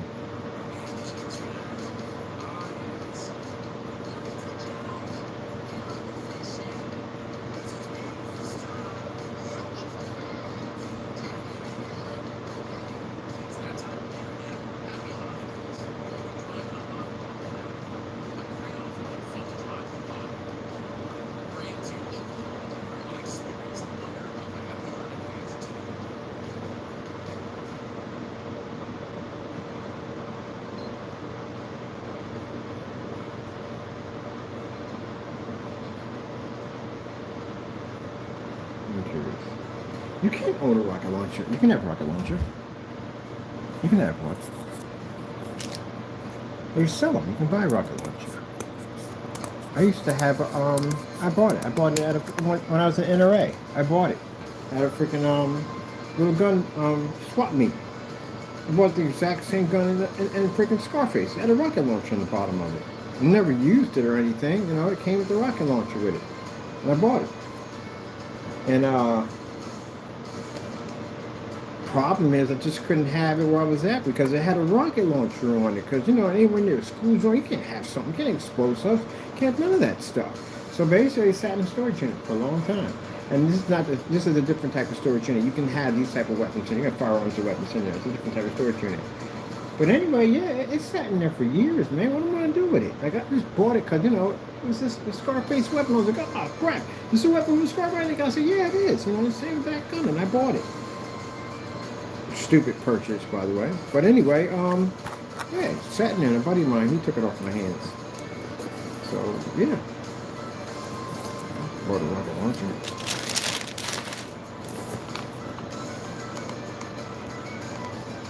I don't know what kind of firing range you're going to go to is going to let you use that thing. You got to be off the grid to use that. You got to have your own land. You can have your own land, you can do it. When you want, you can explosives, all kinds of stuff. Anything on your own land, it's your own land at the end of the day. They can't tell you what to do on your own land.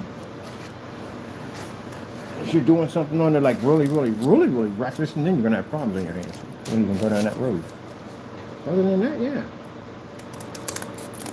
Yeah, if you live in a neighborhood, no, you're not going to have that in there. No.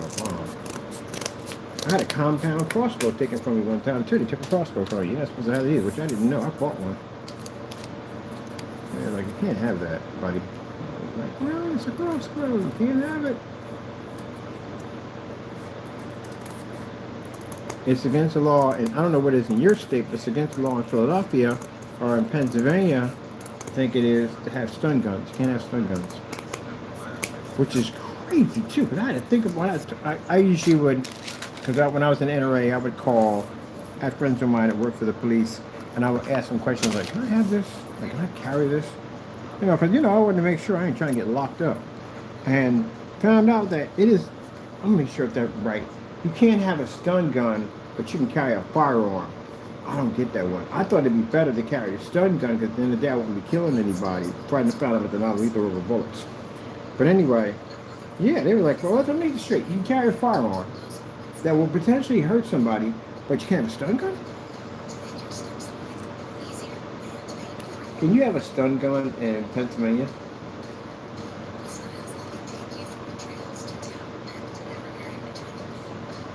They changed their laws. Yeah, now you can have them. I remember you couldn't get them. You couldn't have stun guns. Age restriction can be at least 18 or older. Stun guns. So now they must have changed some rules. I remember you couldn't have them. wait a minute. Can you have pepper spray in Pennsylvania? Yes, you can have pepper spray in Pennsylvania. Can you have bear mace in Pennsylvania? You can have bear mace.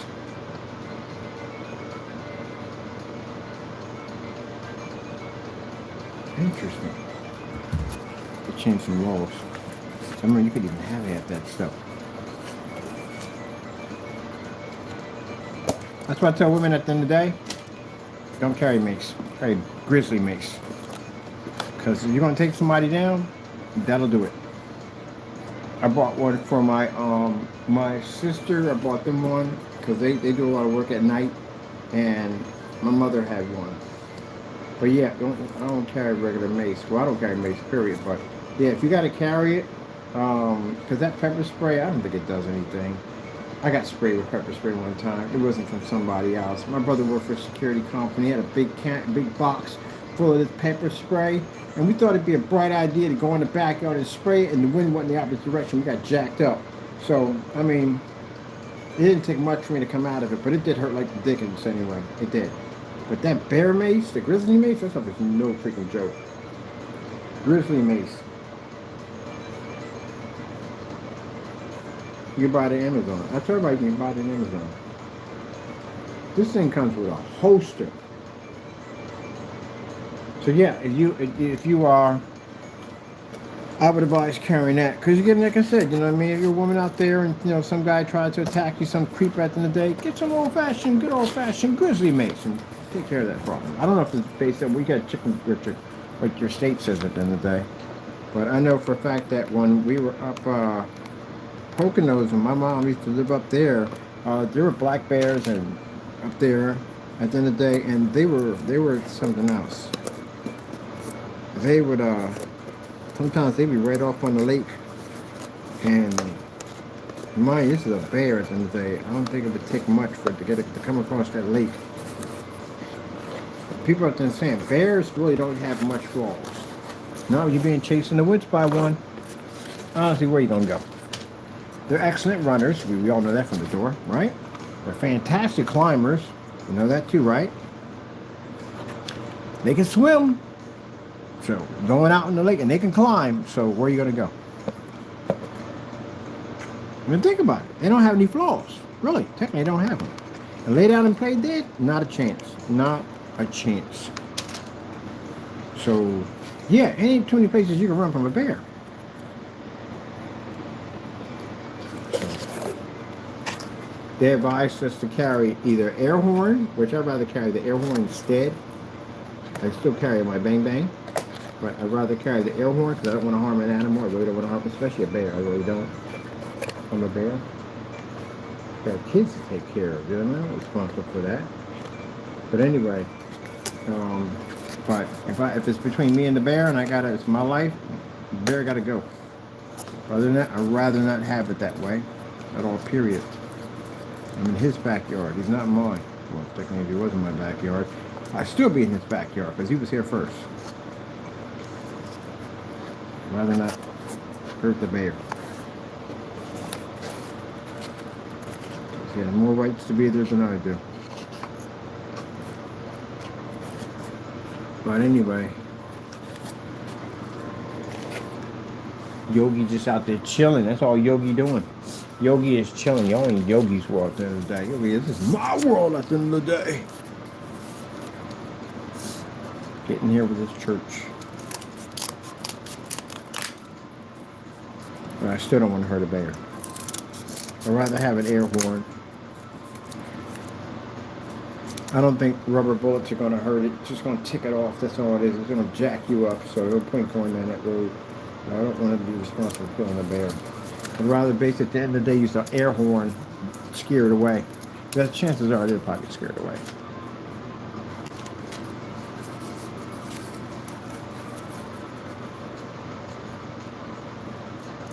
Invent the food launcher. What's that? It's a food launcher. Discourages the bear. Basically launches a large piece of meat in a different direction. Yeah, go in a different direction. Build a food launcher.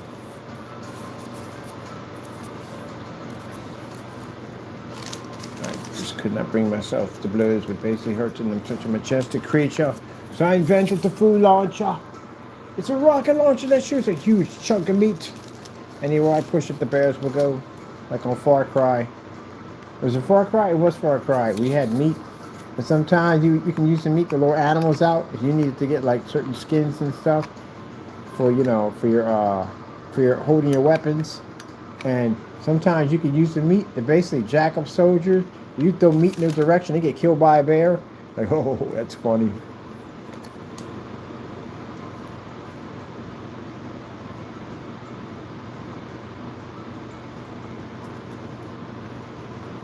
I used to love doing that, throwing raw meat over where the soldiers are at, watching them get jacked up. Ah, bear!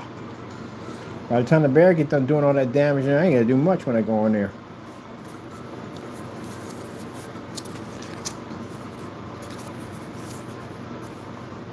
All right.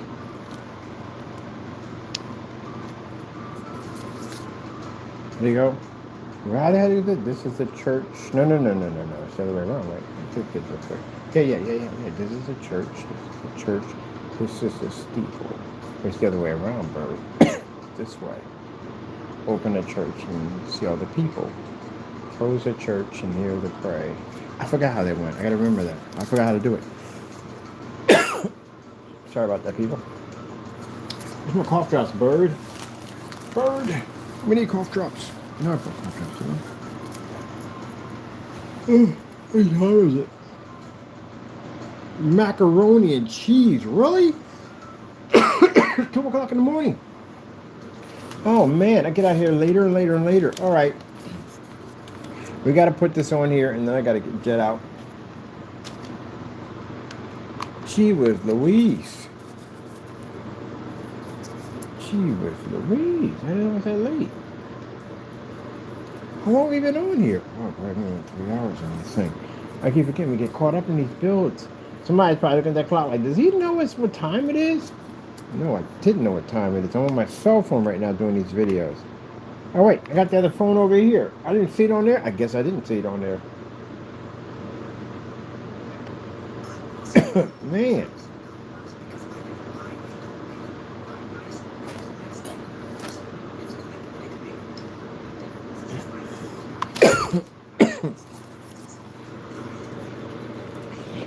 Okay, we're good.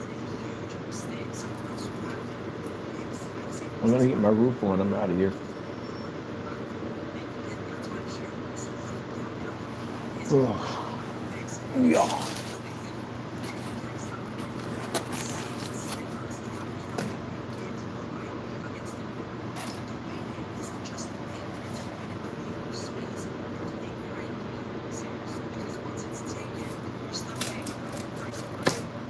Yeesh.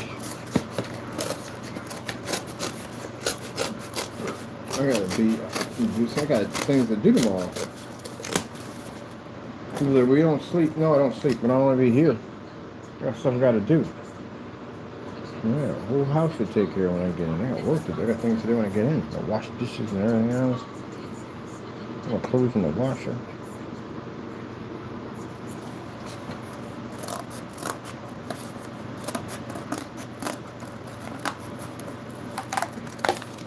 I'm getting my massager. The massager helps my body, man. That's my therapy, baby. My therapy.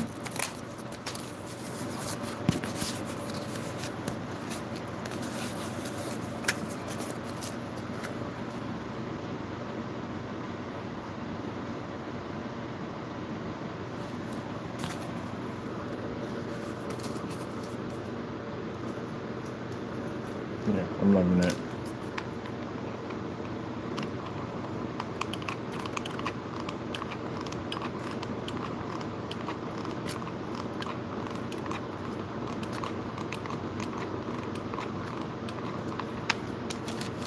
Oh, stay right there.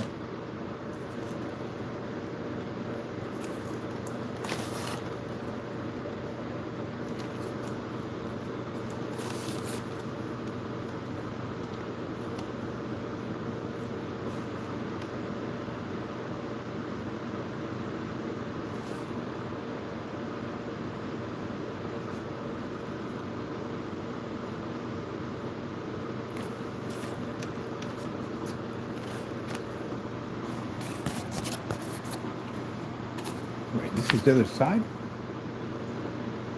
Is it? It's a little bit different.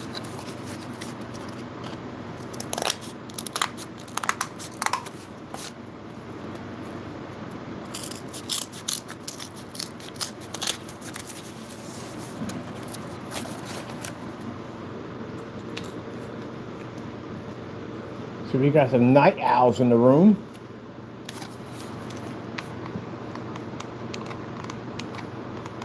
Well, thank you for staying up with me. I appreciate so much.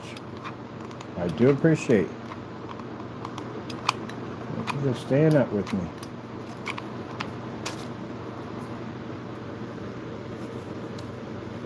We'll resume this in the morning. Definitely. Definitely going to resume this in the morning. We'll start on this because I got all my videos done. I pumped out a bunch of videos, so I'm done. I'm doing any videos for a while. And right now I'm going to do some work to get this done. I got so much stuff. There's so much small detail work. I also got a bridge to build. I got a little tiny bridge to put together. And I haven't even got that done yet. All right, people. Thank you so much for staying up with me. I appreciate. We got the church going pretty well. It's getting there. So we got some detail work, shingles, and some stone to put in. But thank you so much for sitting up with me and getting this done. I appreciate. Be safe out there. And of course, we thank our Lord and Savior Jesus Christ for blessing us with the ability to make these amazing projects. If it wasn't for him, none of this would ever be possible. Seek God. Be blessed. Gotta go. See y'all tomorrow.